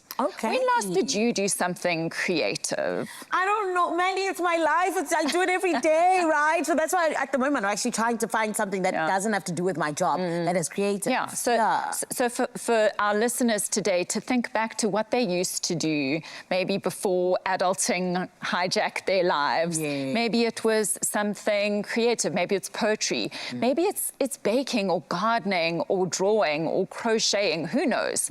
Some kind of creative expression. They say that doing something with our hands is an antidote to depression and anxiety. Oh, wow. Another great tool for our listeners today, and this is a big one, so I'd like you to take a deep breath with me, Zanele. I'm ready. Talk to me, Mandy. Asking for help. Oh, that's a big one. Putting up your hand. Saying, I'm not okay. And whether that is a counselor or a coach or a social worker or a really great friend who can just listen. So many of us feel alone and we feel judged. And we know no one's judging us harder than we're judging ourselves. And so often just being able to say, hey, I'm not okay. And I think that that really is at the end of the day part of it, right? In terms of, like you say, the asking for help. It's almost like you sort of allow the load to be spread between you and another person, or you and other people. But then, Mandy, talk to me about this. As we wrap up this beautiful series, what is that one promise that you hope South Africans make to themselves and keep even? The one promise is to give themselves permission to check in with themselves. How am I doing? What signals are my body trying to send me? Trying to listen to what they need and honoring, and not just waiting for December. There are things that you can do today, friends, to help your nervous system feel more calm. Go, Mandy! Mandy for president. Woo! Because, Mandy, you have done your country duty. You have genuinely given us such helpful tools. But more than anything, I think you've allowed us to be able to really, have that permission, like you're saying, to check in with ourselves and just to ask ourselves, how are we actually doing? So that we can hopefully be our better versions. Thank you so much for that, Mandy. Thank you. And well done to you for this beautiful series. Thank you. Thank you. Zanzi, you see, my friend, looking after yourself doesn't have to be difficult because your nervous system reboot doesn't end here. It continues in the small choices you make every day. And for more practical guidance and resources, visit www.mandyherald.com. You're still on your Feel Good Breakfast show. I hope you truly understand when we bring you people like Mandy Herald that we do want you to feel absolutely good. Don't go anywhere. What a great conversation, and thank you, man. Mandy, for all the work that you've put in to make sure that our emotional well-being is taken care of. And she lives that purpose every day. I love it, and she hasn't changed. I've known her for many, many moons, and she is just as gorgeous and wonderful as she has always been. She was a massive support to me as a teenager. We were at school together. Isn't that and crazy? she's become exactly who I thought she would become. She is just so awesome. We're so proud of you, girl. Thank you so much for the help that you have given us. That's true. Mandy has always known, just like we've known right now, that we need to, in fact, put our rest to the test. So if you had to describe your perfect break in just 3 words, that's the question we're putting out there. What would they be for me? About damn time. Because can we get into this? Yeah, exactly. How are you? Maybe that's what... for you and I, it's these moments of connection. I think we're feeling it a little bit at the moment. When I had to swap for a different work wife over this last weekend. It's tough, man. It's tough for another woman to help regulate me in a professional sense. But how are you, my friend? I know you must be at that point now. When when the airplane is about to, the landing gears out and you're there. I'm ready to clap because are we done? How are you feeling? I've got, let's see, 8.5 months, so just a little bit left to go. Girl. And I'm just tired and hungry. But you've definitely made sure I had coffee and Sure, you've just made me feel like I need to take a break, and I'm not even living your life and walking in your shoes. Do your risky business, your rusty business of your 10 dips. But that being said, you guys have got to be checking in with each other because now the bubble is forming and it's about the bigger picture now. And that kind of two-way, this is where you get to really layer in the best kind of communication where it's so important. How is the collective feeling? Are you guys ready? We are so ready. Mans has been ready. I will say that because my days are super demanding, I sort of compartmentalize. So it's the evenings that I can really focus and feel the kicks and, oh my gosh, we're going to actually have a human in our midst, but he's like, when? Come on, man. I'm so ready to just hold her. Slow down. Slow down. Yeah, easy, chum. You're gonna get many, many moments. There is a before and after, and once that you little keep bubba reminding me has touched your chest, because it's like a fourth dimension of love. And wait until you have a second child. Because then you're thinking it's impossible that I could feel more love for anything, because my heart grew 3 times, like the Grinch at Christmas, and then it just opens up another dimension of love. It's just amazing for you. But I think the best part is how you can reframe what's important to you, and suddenly you've got someone else to work for, and that's amazing. I love that. Well, I'm ready for it. And of course, our cupboards are stacked with plenty of Russ, because that's definitely what we're looking for. Our Oh My Russ are also giving you the opportunity to win big. And we want to know, what is your perfect time to dip? And what does that look like for you as well? Could be coffee, sunshine, or even silence. Nah. We want chats, man. We want to catch up. No, it's up to you. It's your break. Maybe it's tea, Russ, and catch-ups. Maybe it's simply just feet up, phone off. And I tried that for 2 days, and it changed my life, honestly. Okay, so we want you guys to complete the sentence to score your absolute win here. My perfect hashtag time to dip moment is ... Use that hashtag time to dip and have a break with Oma in your entry, and you could win one of 3 Oma Russ campers. T's and C's, of course, supply and can be found on expressoshow.com. Happy dunking. Officially unavailable for meeting activities. I'm on a break. Andre! I'm on a break!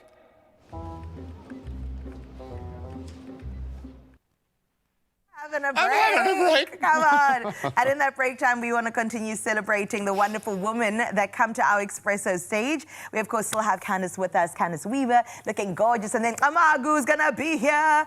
Just released some new music, and we can't wait to get into Senzani. I thought the weekend had actually started. We got a sound check going a moment ago. The beat is compelling. As Mr. Waste used to say, get ready to move the coffee table. We be moving after this.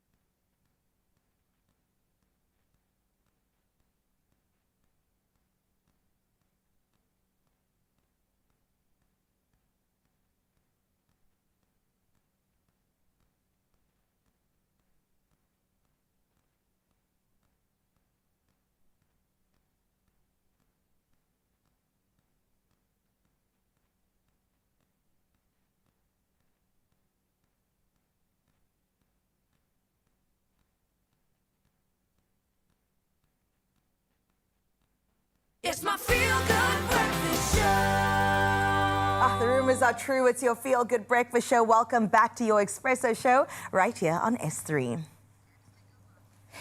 There is nothing quite like a woman who knows her sound, owns her story, and isn't afraid to take up space. Today, we are catching up with Tamagu, who is stepping into an exciting new chapter with her latest single, Senzani. Woo!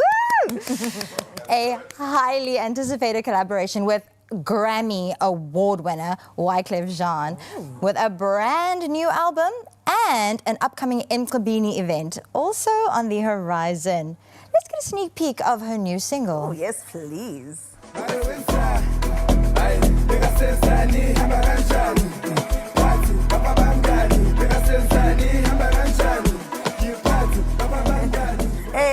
Hey, listen, that was a sneak peek, but actually that wasn't enough. So we've got her here to, of course, enjoy the music a little bit later. Give it up for the one, the only Tamagu. Girl, you're looking fab, I must say, this outfit. And that bag. The bag. They always say, they dog me about a bag when I want to carry it, but that looks so good together. How are you feeling this morning? I'm feeling good. I'm feeling blessed, and I feel seen, grounded. Yeah. Beautiful. Beautiful way to come into your feel-good stage as well.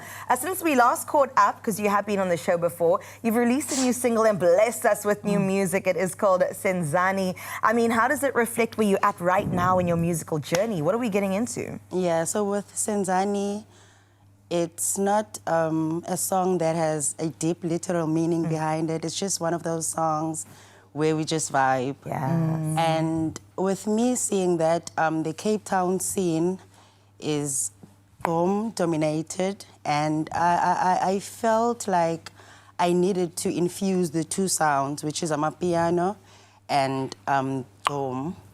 And I got to work with one of the most vibrant vocalists in the Gqom scene right now, uShela Wemngani, alongside uKhabazela.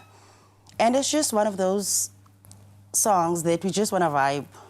Well, listen, summer's coming. Sometimes you just want to create music for vibes. Yes, exactly. Deep meanings or whatsoever. Yeah. Let's get down. I mean, we are so ready for this. And speaking of ready, you have a major collaboration coming up with Grammy winner Wyclef Jean. So just how, first of all, how did that collaboration come about? And tell us a little bit about the song. Yeah, so that story is very special for me. Because it happened so organically. Wow. I was invited as one of the students at Bridgeson Music Academy to be actually interviewed by Wyclef when he was here in South Africa and he was shooting his documentary. So as I was playing my songs just before the interviewing. So he heard me playing and he came to me and he was like, I love your sound. Wow. And I was like, oh, thank you. And he asked me, can you remix one of my songs, Freedom? It felt so surreal at the moment. What was your response when he said I didn't even know what to say, to be quite honest with Were you. you shocked? I was just like, oh, are you serious? And he was like, yeah. And from then, the relationship grew and we got to speak over the phone because he gave me his WhatsApp contacts and we chatted. And here we are waiting to release the collaboration that we've worked on. And I'm just feeling so blessed because you must remember that Wyclef is on that other side of the world. And I get to hear my music being played in places that I've never even saw myself in entering. Wow. And Girl Graham always says this is our manifestation station. That's how you are now. But in days, weeks, months, years to come, you're going to be in every room that you never thought about and you have considered before. And I can't wait for that journey. But let's talk about the new releases coming out. Do we have a date for the single with Wyclef? Do we have a date for your album coming out? What are you blessing the people with? For the Wyclef collab, I'm not certain as to when we are dropping because he's still busy with a lot of other stuff right now. But with the album that I'm about to release, I'm releasing it in October. I'm not going to mention the date. That's okay. October's enough. It's a surprise, and my people can expect African sounds. I feel like Tamaku is evolving. And I'm just allowing her to evolve as much as she can. Because I believe that if you allow your craft to take you places, you will never go wrong. You will never go wrong. And when you honor your calling, hey? Absolutely. And I mean, speaking of honoring what's important and what's coming next, we're so excited for your Mqibini event. Tell us a little bit, what can your fans expect and why was it important for you to create this experience? Yeah. So as Utamaku, I believe in culture. I'm very rooted in my roots, and I'm seeking a lot of knowledge as to where I come from in order to know where I am going. Absolutely. So with Mqibini, I'm trying to build a space where we come together because the name Mqibini speaks to togetherness. You understand?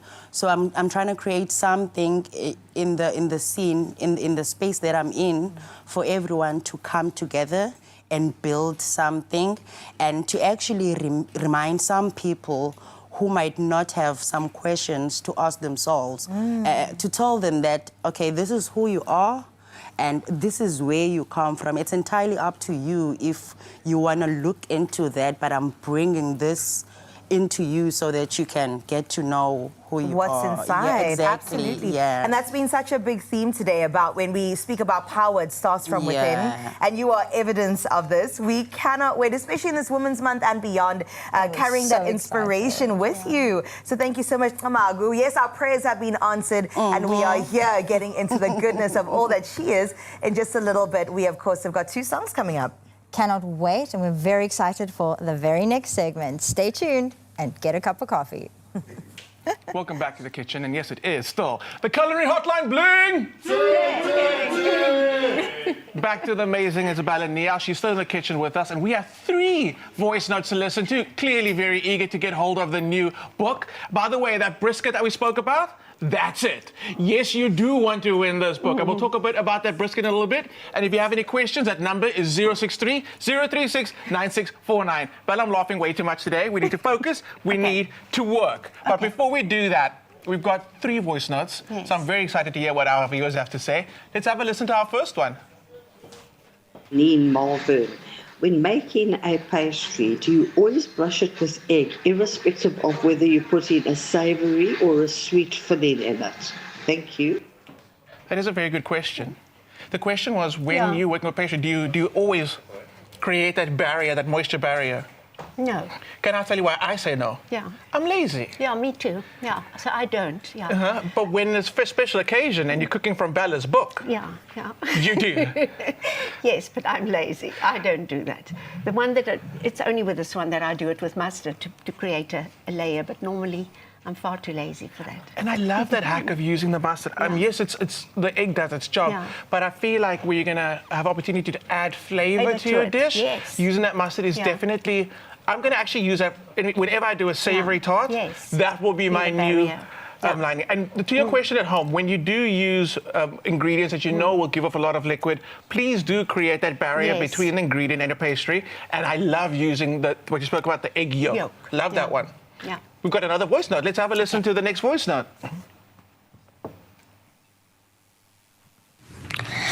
Hi, I'm Stella and I'm 7 years old. And if you could only teach a child one thing to cook really well, what would you choose and why? I'm done. That was the cutest thing ever in my life. That was amazing. That was amazing. Bella, and what a massively big question. Yes. If you could teach a child to cook, what is that one thing you would teach them to cook? Julia Child's omelette. Oh my That's goodness. the one, because it's an easy recipe. It's unbelievably easy, and all you have to do is have a strong arm for whisking, because Julia was in a television studio and she had this poor presenter just whisk and whisk and whisk away. So that's the most amazing, her recipe. If they had to just Google Julia Child and omelette, it's the easiest and the most amazing omelette recipe. There you go, 7-year-old Stella. That's an answer. I absolutely love that. I want to start cooking, but I feel like I know there's a third. Can we just get into our third voice note as well? I don't have an earpiece, so I'm going to say it yes. Hope you are well. Just want to ask, what old-fashioned family recipe from your childhood brings back the strongest memories of home, family and special moments around the dinner table? And have you ever given the nostalgic recipe a modern twist? Okay. The recipe that brings back most memories for me is my mother's crumpets. Because is it in the book? Yeah, it's in the book. Almost start the book with the crumpets. Okay, I'm going to let you find it. Talk to me about the crumpets while we're finding the page. Yeah. Because they all... Oh, wait, is that your mom? That's your That's mom? my mum. Let's actually, seeing as we're having this conversation about guys, and it's what I absolutely love, that this book, that's why I said earlier, this is the most Bella book ever.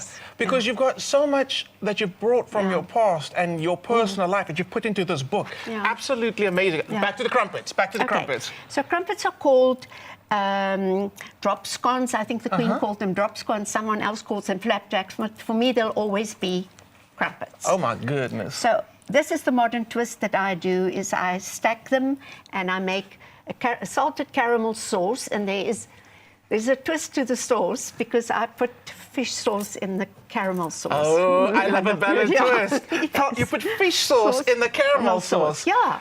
Umami. Yes. I love that. gives it a salted caramel taste. That's the Bella element. And Yeah. so the drop scones, the crumpets, that's your mom. Yeah. And I like that that's, again, what this book is about. Yeah. That you've taken so much of the nostalgia for Bella Yeah. and you've made it nostalgia for us. Yeah.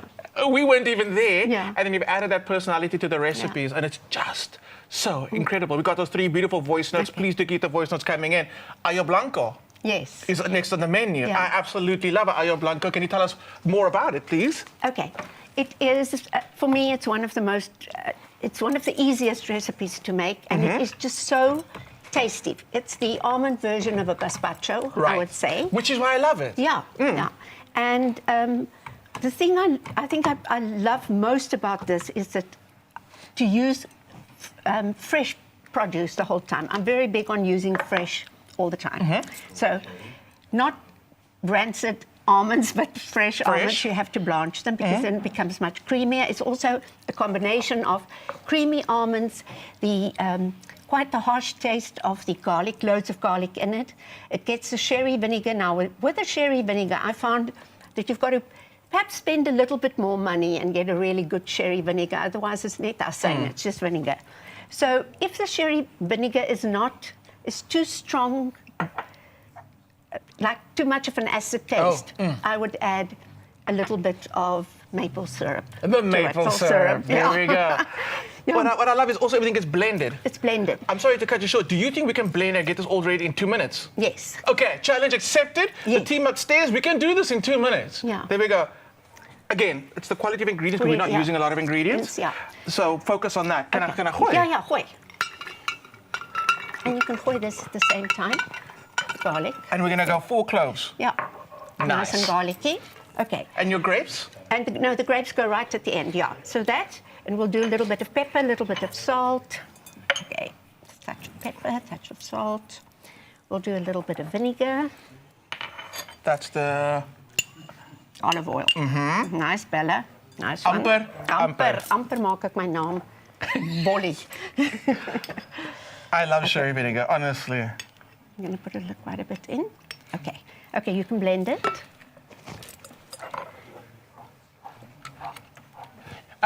Jay! Jay! Jay's on the way to the kitchen, Bella. Get that. Woo! Blend, blend, blend, blend, blend. Chop, chop, chop, chop, chop. Jay's on the way. Jay's on the way. Okay, that's fine.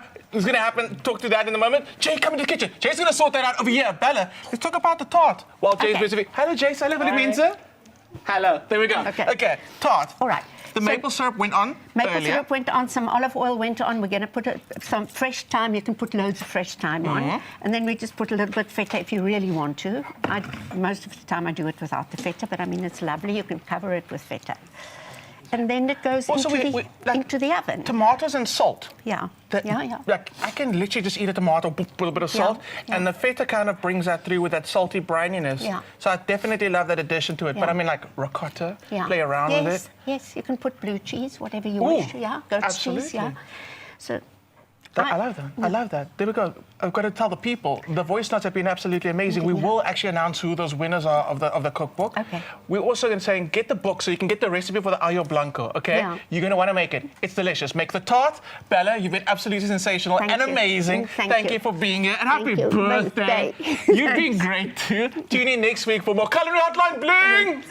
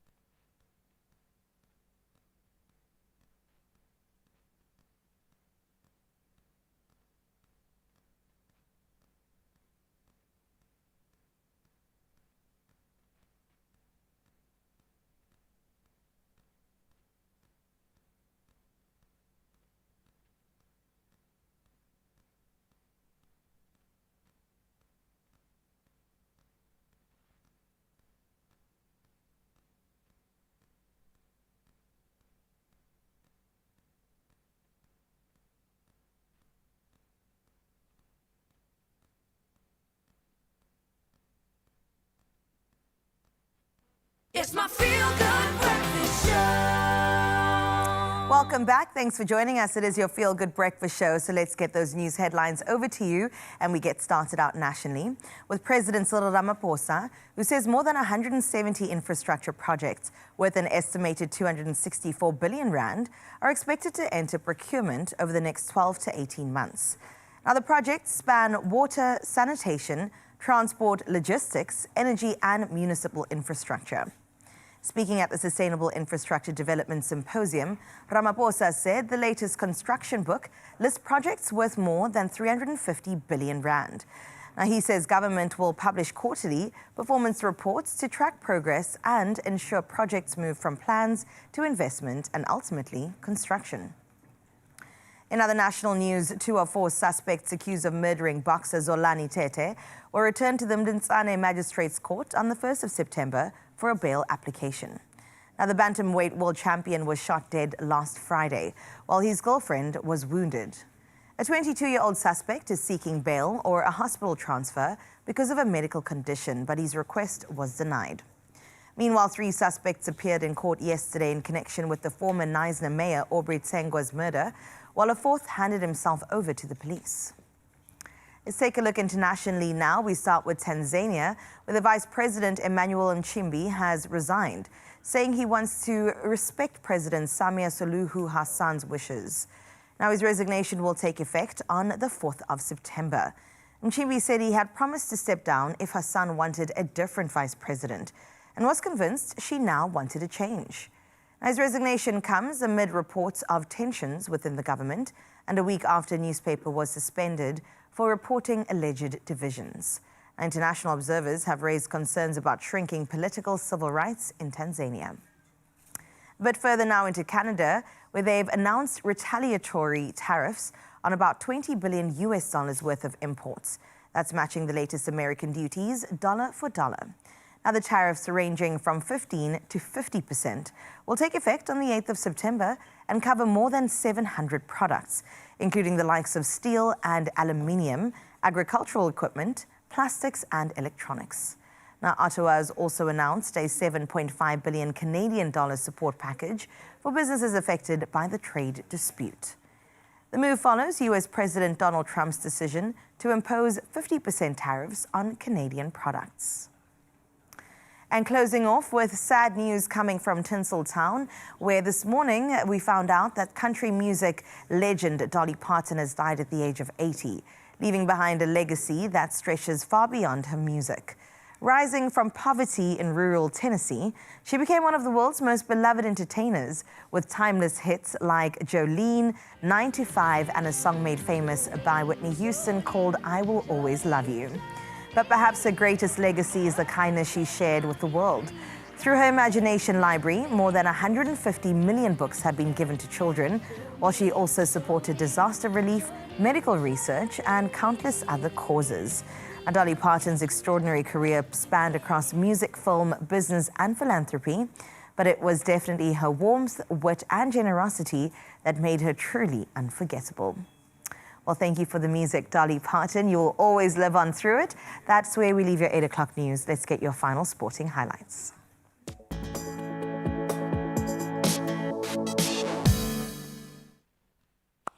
Thank you so much, my friend. Let's dive right in with rugby news and show another indication of just how deep this All Black squad really is. They fought back from an 18-point second-half deficit to beat the Lions 41-35 at Ellis Park. Have this feeling we are rebirthing All Black culture within rugby with this tour. The home side stunned New Zealand by taking a 35-17 lead midway through the second half. Insurmountable, not on your life. The All Blacks mounted a late comeback to secure a dramatic victory, and they're going to need that Gears as they step up against the Springboks this weekend. Let's get into the latest news as it relates to Springbok captain Siya Kolisi. He has thankfully passed his fitness test and he will return to lead South Africa up against the All Blacks in Cape Town on Saturday. It's going to be massive. Kolisi takes over the captaincy, obviously, from Peter Step du Toit, who in himself is going to enjoy a landmark moment. He is going to mark his 100th test appearance in this crucial class. And we hope that both relish the opportunity. Now we can look back over the past season and Arsenal dominating the 2026 6 PFA awards, with 5 Gunners selected by their peers for the Premier League Team of the Year. This is going to be the best validation for the players. Goalkeeper David Raya was selected alongside defenders William Saliba, Gabriel Magalhaes and Jurien Timber, while Declan Rice also secured a place in the midfield. And then Man United's Bruno Fernandes, who was standout, and Man City's Karija Shaw named the men's and women's player of the year respectively. So congratulations all round. Now, lots in it as we return to the local Premiership action from last night. Orlando Pirates are looking good already this year. They secured a 2-0 victory over Sekhukhune United. Then Durban City FC, they also claimed a 2-0 away win against Kruger United. And then TS Galaxy, they edged out Marumo Gallants in a 5-goal thriller, 3-2 the win there. And then Siwelele and Chippa United couldn't be separated with their 1-1 draw. And that is where we leave our sporting highlights for this beautiful Wednesday morning. I think the roads should be heating up by now. Let's get you to work safely.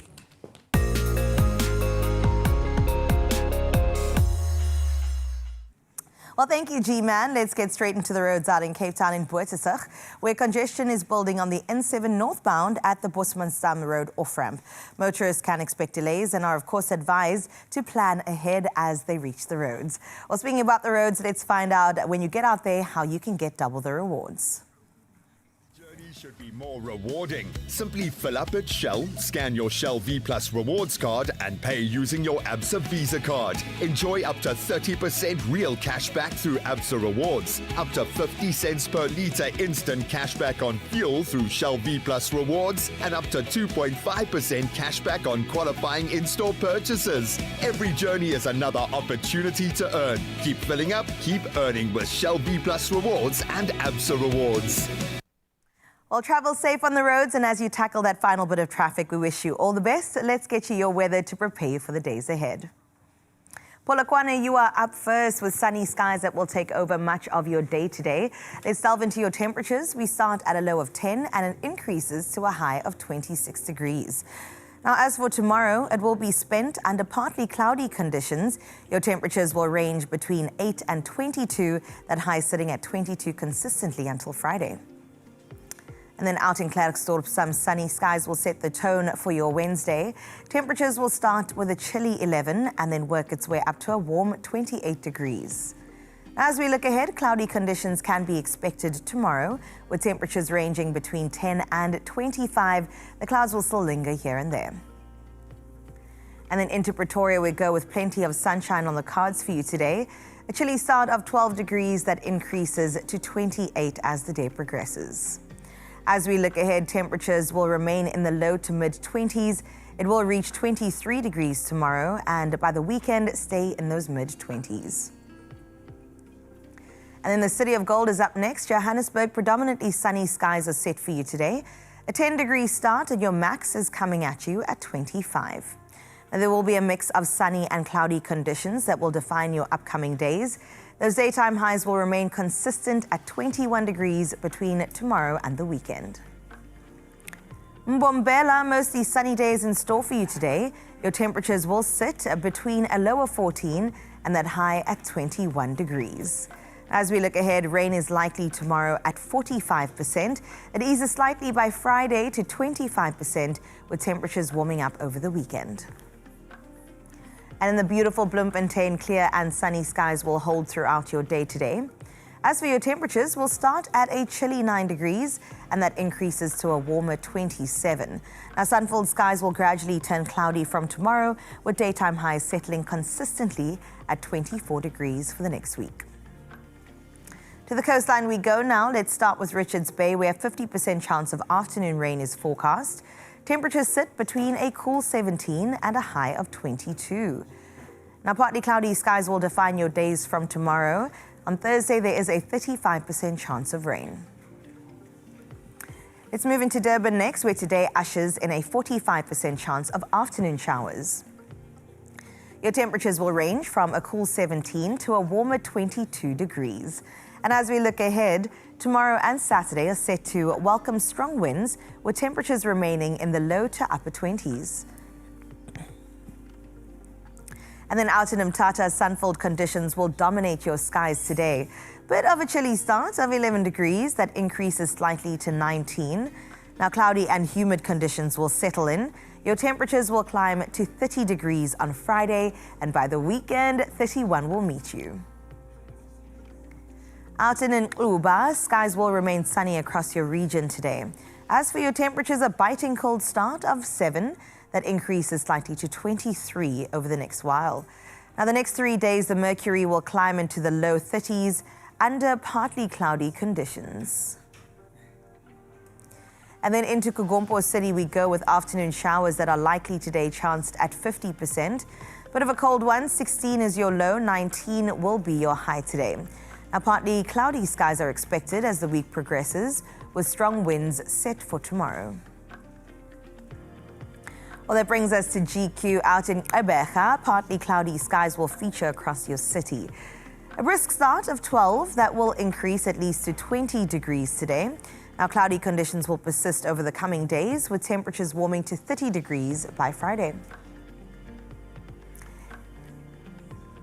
And then into the gorgeous George we go as we approach the Western Cape. Much of your day will be spent under partly cloudy skies. Temperatures drifting from a fresh 12 to a high of 20. Tomorrow does bring cloudy and humid conditions with the daytime high of 28 degrees before it cools down slightly as we head into the weekend. And then out in Cape Town, sunny skies will dominate much of your day. That will be accompanied by strong southeasterly winds. As for your temperatures, they'll sit between 13 and 24 degrees today. Now, cloudier conditions are expected to settle in as the week progresses, and the weekend will be a chilly one. All right, Sutherland, you're up next with plenty of sunshine expected today.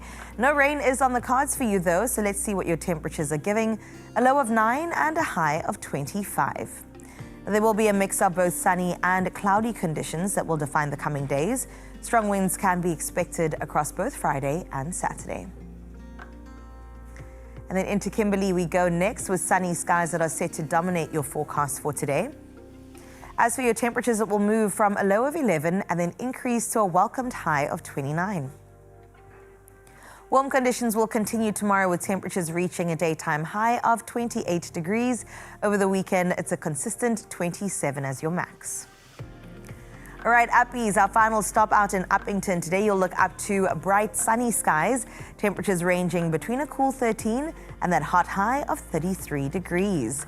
Now, sun-filled skies will take over the next 2 days with temperatures peaking at 33 degrees tomorrow, remaining in those 30s over the weekend.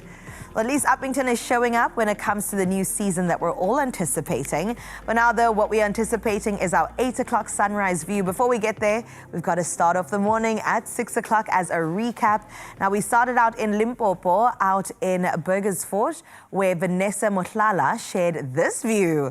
Now, listen, Limpopo has never looked this good, Vanessa. So thank you for seeing the moment, capturing the moment, and then sharing it with your feel-good fam. We see and appreciate you, Vanessa.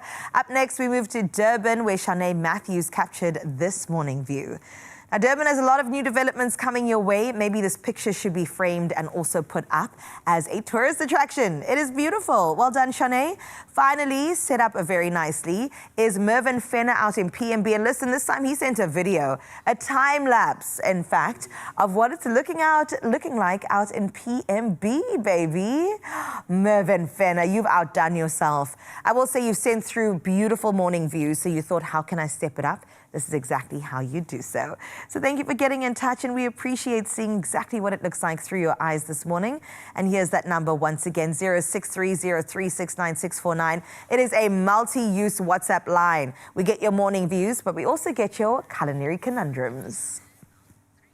We're still in the kitchen because we have a winner to announce. Yes. But before we do that, just very quickly how we finish at Ayo Blanco. Yeah. Bella, the bread's gone in there. That's going to give us our creamy element. Yes, and some water. And some water. Okay. And it goes for a while. Well, yeah. And it ends up like this? It ends up like this. It's quite coarse. If you want it smoother, you just run it through a sift. And then you finish it off with fresh grapes. That sweetness. Yes, oh. and some roasted almonds. Amazing.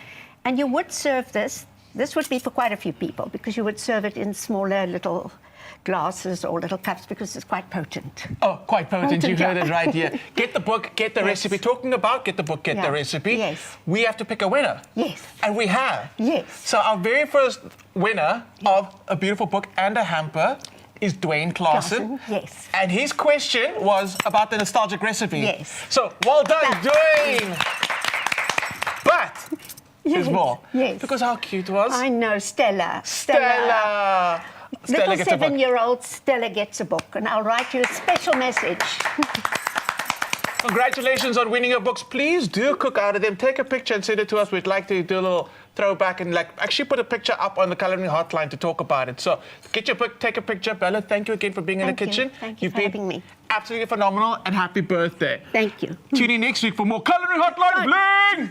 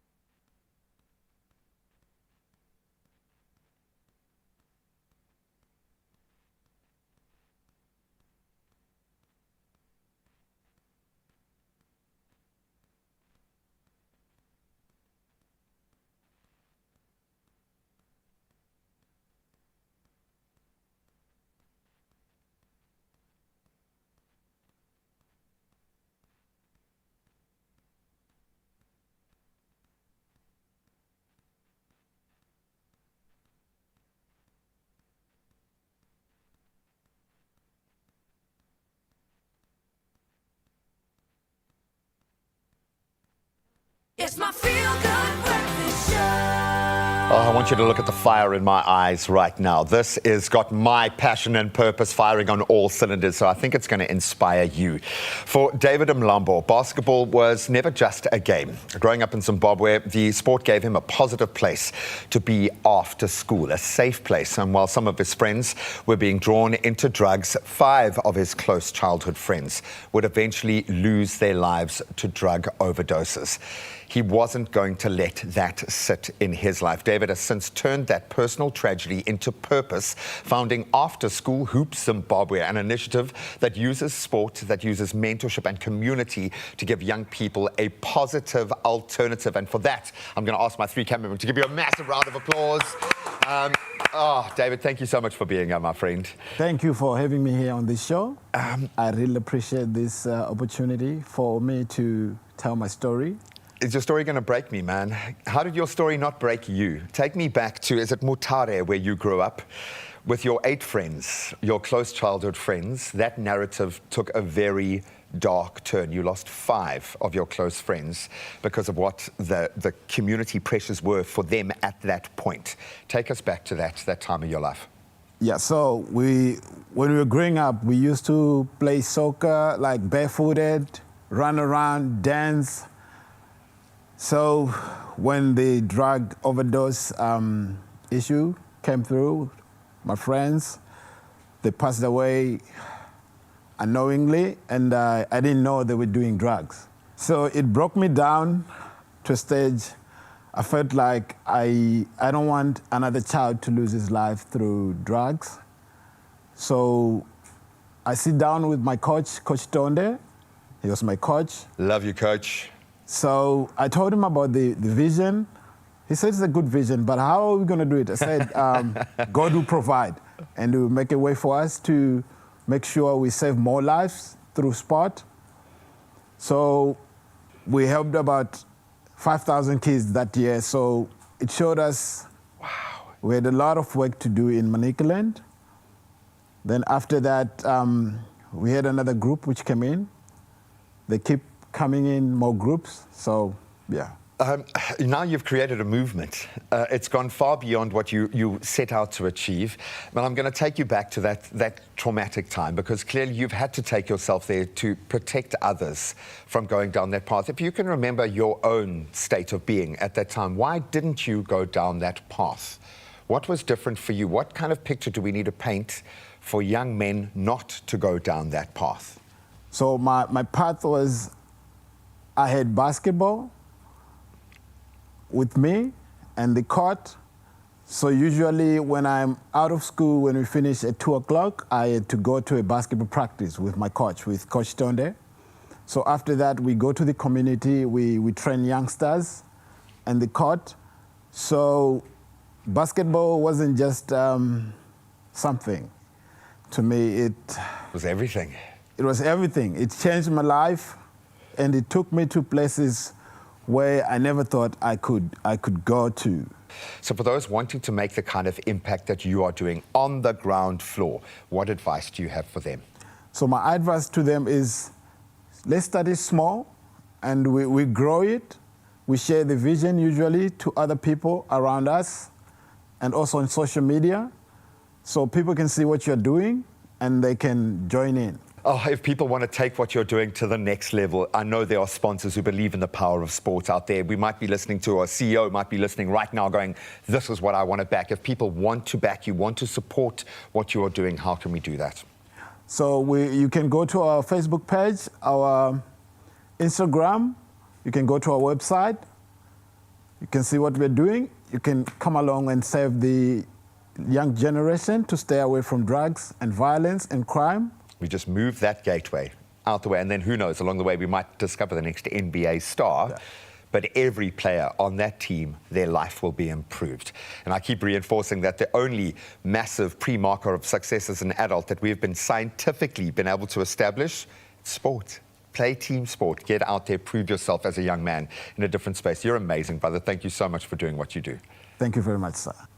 We are all in. If you'd like to be all in and you'd like to support David's next amazing trip to Zimbabwe and help provide children with vital sports equipment that's going to give them pride and the opportunities that present themselves through the After School Hoops Zimbabwe, you can get involved through his One Bible, One Ball, One Pair of Shoes campaign. Simple, practical way to get involved. And BibleBallShoe.com is where you can find out everything that you need to know about contributing and supporting this movement. And I'm so proud that it is a movement now. Buddy, thank you so much. Thank you very much. Well, thank you, gents, for that wonderful conversation. I think it's time now to change the pace of the show. We've been wanting to bring on the weekend that much faster, and Amagu has just the thing to do so. Hey guys, my name is Tamaku, and right now we're about to play Unqabashe, my favorite song in all the songs that I've made, which is a tribute to my grandfather, and the vocalist is Sipezote.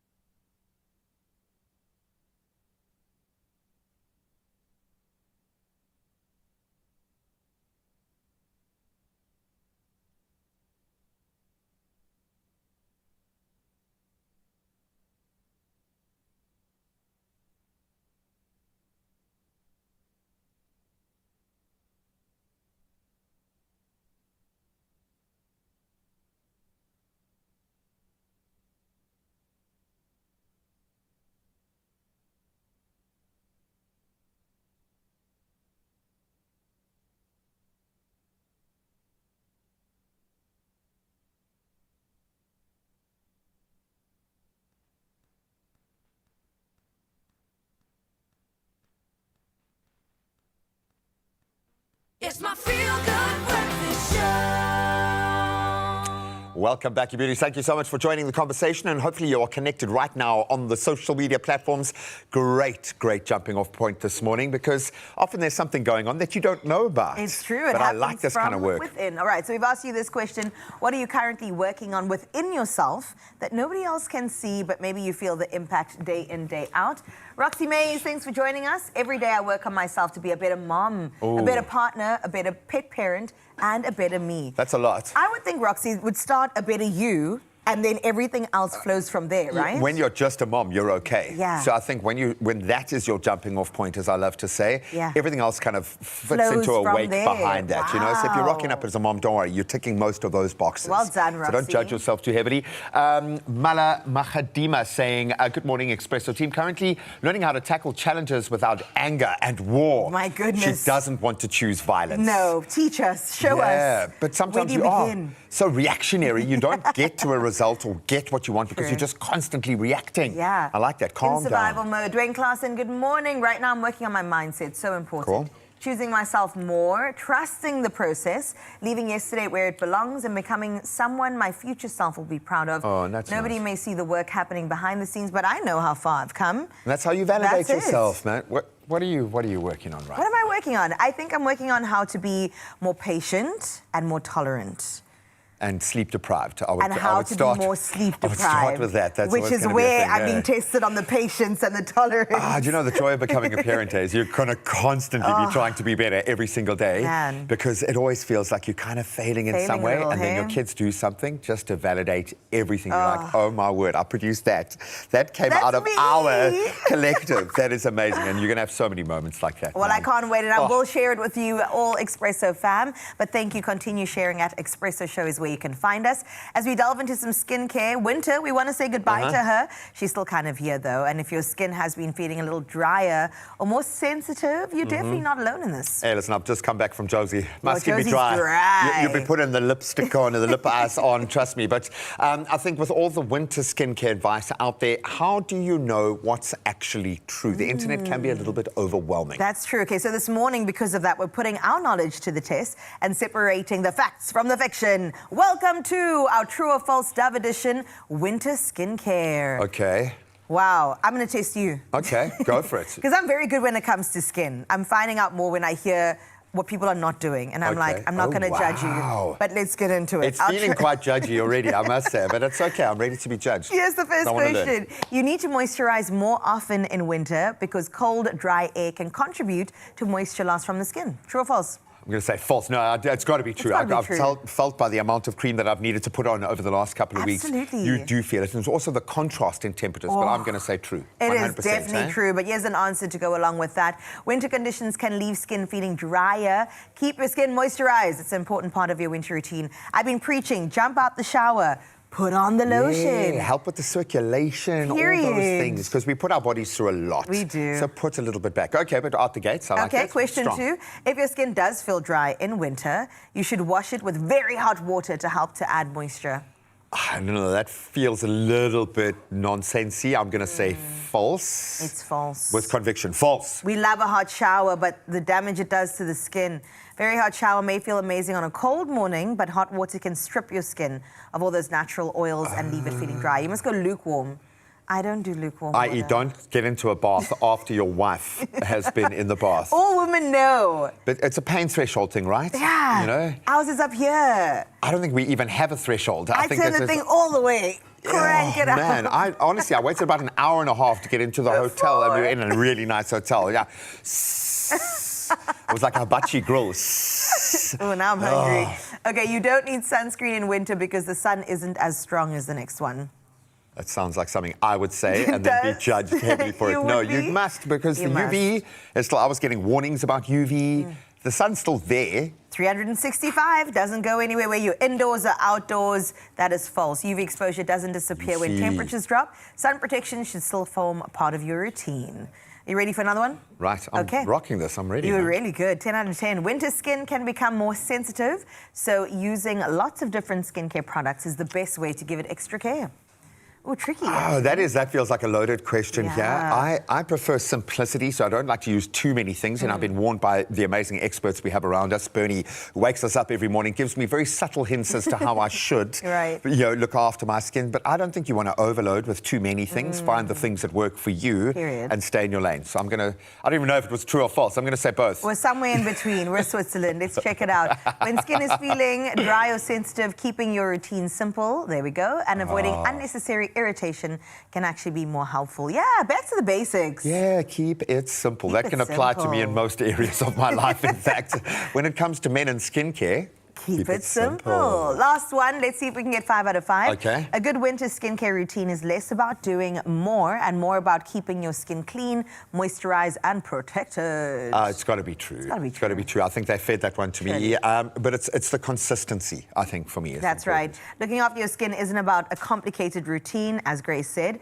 It's about getting those everyday basics right, and you are getting it right, Thank Grace. you so much. 5 out of 5. I felt it. No, but I did. I must say, I had about 3 or 4 lip balms when I came back from Joburg. Now, you understand it. Being get introduced it. back to the UV and feeling I feel vital. I feel like I got my vitamin D, so I understand we need it in South Africa. Yeah. But it comes at a cost. That's so you've got to right. make sure you look after You yourself. do look Simple as- tan. You look great. Thank you, my friend. And that's probably the biggest takeaway today. Winter skincare doesn't have to be complicated. Keeping skin clean and moisturized is an important part of a simple everyday routine, especially when the colder weather has your skin feeling so dry. And that's where choosing gentle products like Dove that land gently, that care for your skin while cleansing, can make all of the difference. Feel my skin. Dove with 1/4 moisturizer, which cares like cream for 24-hour nourished skin. My skin's looking glowy. Glowing. Dove, the #1 bar, recommended by dermatologists.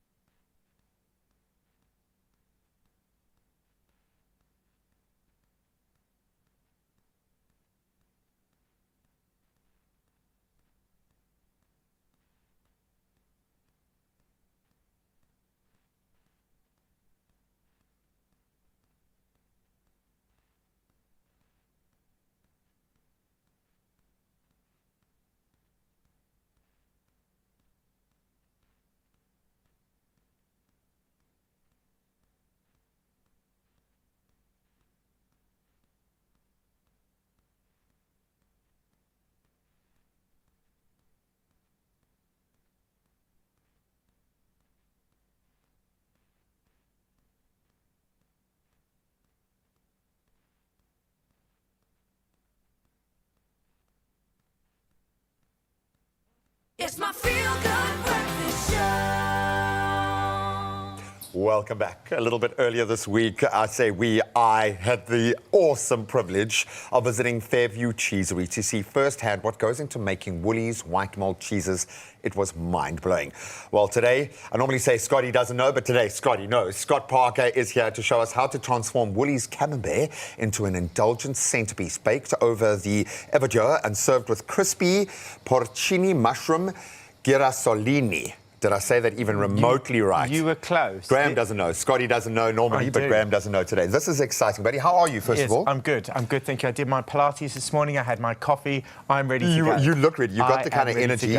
And we are playing with, I didn't realize from a chef's perspective, when you see how much effort goes into the flavor development, in the texture, everything about these beautiful white mold cheeses, from a chef's perspective, let's have some fun. Come on. Yeah, absolutely. I mean, look, these are on their own absolutely delicious. So a little key trick for you, if you are just eating these, take them out of the fridge at least 30 to 45 minutes before you're going to eat them. Let them come up to temperature, so all of those flavours will start to come out a lot more. If it's too cold, they're set, and it's too firm. Like a body. You're guarded. A bit like me. You've got to warm up. Like You've got to go and do your whatever CrossFit thing, other thing you did this morning. Pilates I did this morning. You're filling this beautiful. Can you show the people the shirt? Can you do that in a crazy way? There you go. Look at that. Representing today. Look at that, hey? Hey, I'm going to leave it like that for now. It's very Probably cool, but if you get anything on it, okay, it's not my fault. There's something rough and ready about this recipe that speaks. I love the rustic vibe when you're presenting something, but it's quite elevated. What are you doing? So what I want to do for this recipe, I'm moving quite quickly because we're going to put this into a barbecue or braai. And we're just studying this. So studying basically is we're just putting pieces of these garlic sliced into the cheese, and that, as it melts, is just going to enhance the flavour. So let's not be too precious about it. Lovely. You know, rustic is our way. And this can go into the air fryer, oven, or the barbecue. So I've got this preheated. I've got a pan here. And you can see the coals are on one side. So that's direct heat. This is indirect heat. So we want indirect heat, and we're going to pop that on. So we're going to leave that there. And that's going to start melting down, and it's going to become really unctuous and delicious. If you want to add more flavour to this at this stage, you can put bay leaves in. I was going to say, smoke it. Yes. You got the fire. Fennel. If you shave some fennel in there, you'll just get this wonderful aroma of Never anise. have two young men been talking about fennel so excitedly. It really is. But this is an opportunity that I think I've missed with cheeses. We always see it as the end of the meal journey or the culinary journey. We do. Let's start with it, man. It should, and even as a snack, I mean, it's very prehistoric. It's very dinosaur age. If you have it like that, you've got to have it like this. Why were you looking at me when you said that, dude? I feel like Come on, that was judging. Now okay, I'm going to let you stand close to the hot oil. We've just done a presentation. We've got this whole Mnet series on the Italian job, which is fantastic. So one of the challenges they gave to me was, how do we do filled pasta as a snack that's not like loose, that we can serve in the cinema? So I was playing around and I deep fried it. So I deep fried it. So what we're going to do is just pop these in. Are you allowed to do that? Is there not is there a nonna police out there that just comes and tracks people doing... We don't tell them. We just don't tell them. Okay, this is the secret service. The nonnas out there. Now, I bet you a nonna has done this before and discovered something absolutely amazing, because this is where the magic happens. This when really you be is. brave, right? So this actually was, if you think of, they've got a dish called gnocco frito, which is it's basically a deep fried pasta dough, like a little beignet. So this is when we started playing around with it and all the different flavours. You can serve this with melted cheese, what we're doing here, or a pomodoro sauce, or some lovely pestos. There's just so much you can do. It's done in literally. And you're still honouring the flavour profile. You're still honouring the beautiful combinations of flavour. There is something really cool about this. It's almost like you're breaking it down so you can build it back up again, but you're not losing the original joy here of the flavour combinations. You're adding, though, texture. Exactly. Which is going to be great. Everybody loves a good crispy... I mean, everyone's crisp nowadays. So that's it. I mean, what was that, 25 seconds? We're going to season that lightly with salt. And you can even get a bit more bougie. You can use, like, truffle salt, chilli salt, lime salt, whatever you want. Then let's check this guy. It's starting to melt. I mean, you could add a splash of water into there, or a little bit of white wine if you're that way inclined. And then it cooks down and it melts and it's delicious, and you just take these little things here. Oh, yes, we shall. And then we just, get stuck in. I'm going to have to... It strikes me as a game day treat. Come to me, my friend. I'm getting Speaking of which, did you watch last night? I didn't. I was in transit. I mean, the All Blacks are putting us to the test. I had to host the SA Sports Awards in the wake of what the All Blacks did last Saturday, but My goodness, isn't that sport? You've got to take the good with the bad. But this series is absolutely amazing to me. The fact that I think both nations are kind of feeding off this now. I think we might be doing the All Blacks a favour by tasting them or a flavour if they have one of these. Oh, nice. You see what I did there? Very clever. What I love about this is you can get creative. What do we have to be careful of when kind of playing off the map with this sort of stuff? So, I mean, look, you don't want to cook this down too much because you still want to retain the flavour. And then also with the raviolis, these are girassolis, these are mushroom filled. You also don't want too strong a flavour that's going to overpower the cheese. So they've got to work well together. But I mean, even that as a snack there. It is absolutely delicious. I would add a bit of warmth, but the way that rosemary hums through there, absolutely gorgeous. You're crazy, man. You're a bit of a mad scientist. You said but you were hungry this morning, so I've made this. And these ranges are so great. This one here, this is new. And this is a blend of cheeses. And let me show you this. So you can buy this, you can pop this into the air fryer. You just remove the packaging, and it's got two different cheeses. And as it melts down, you've got this ceramic that just warms it up. You pop that in the middle of the table, just like that. I mean, in 6-7 minutes, you've got this delicious showstopper. It's actually perfect for game day. And what I love that, and then you have a little camera there watching the people because they're going to think, oh, it's all unassuming, it's just it. And they're going to taste it, and then everyone's going to have the same reaction that I have. And I'm going to have that reaction again because I'm going to have an absolute, another one, absolutely. This is amazing. Who would have thought that the white cheeses, from a chef's perspective, could offer us so much? Okay, one more. Well, we thought of it at Woolworths. You did. That's why you got launched the it. T-shirt. Yeah. There's actually 2 of these as well, which is great. And I think one of these things, especially as we're coming up to entertaining season, Christmas is around the corner, you can reuse these. They're just fantastic. Each person can get their own one. Yes, you are a genius, buddy. This is absolute. You might have the best job in the world. This is genius. Find the recipe right now on expressoshow.com. From farm to table, you can shop all of these delicious white mold cheeses at Woolies. And trust me, when you see what goes into them, you want to plug in. They're available in-store, online, on the Woolies app. And oh my goodness, that is a table centerpiece, a showstopper. Oh, this is for game day.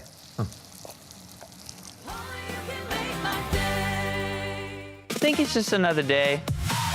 Well, not anymore, because I could be pulling up to your door next. Spin and win up to 20,000 Rand, plus an extra 2,000 Rand if you have a World Sports Betting account, and another 2,000 Rand if you can hit a small dance challenge with me. To enter, all you have to do is head over to the competition post of Expresso's Facebook, X, and Instagram pages, and all you have to do is follow the prompts. And not signed up yet? Well, head to wsb.co.za, use the promo code TheBeat50 to get a free 50 Rand sports bet. World Sports Betting, bet to the beat. I'll see you soon.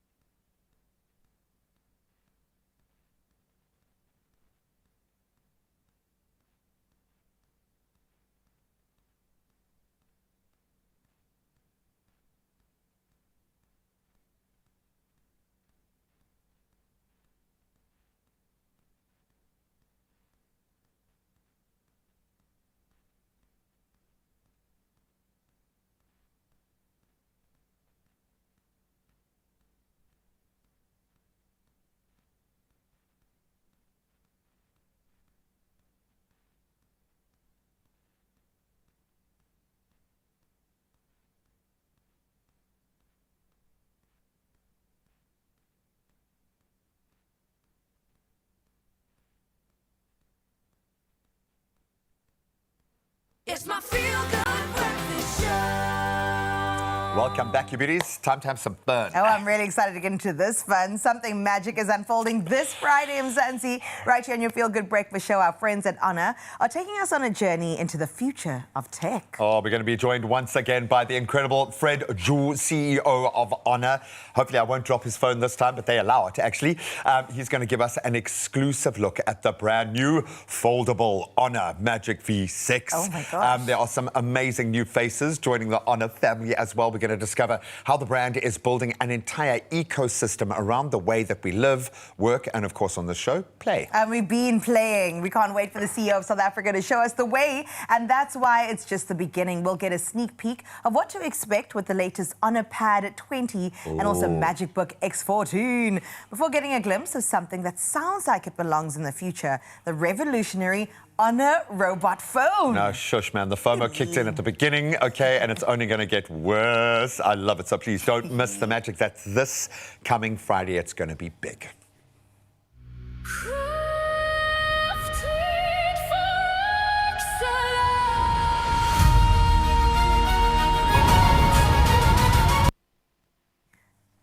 Wow, that's so exciting. Well, looking into the future, let's look into right now, because taking to the stage to perform an incredible song, we've got Amagu and the team once again. Hey guys, this is Tamaku and I'm back here again with another song, Usenzani, my new release, which translates to What Are We Doing, alongside Ushela Wemgani and Kabazela. Let's go.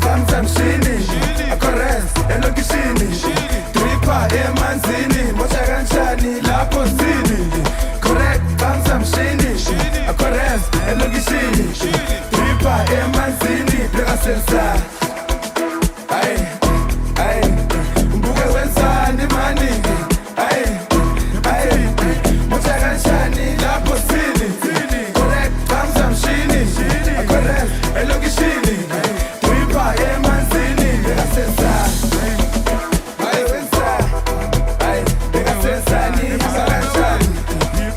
Papa Bangani, bheka sensani, hamba kanjani?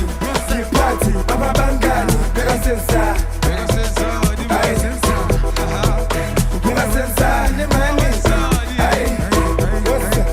Bheka sensani, hamba kanjani? Siphathi, Papa Bangani, bheka sensani, hamba kanjani?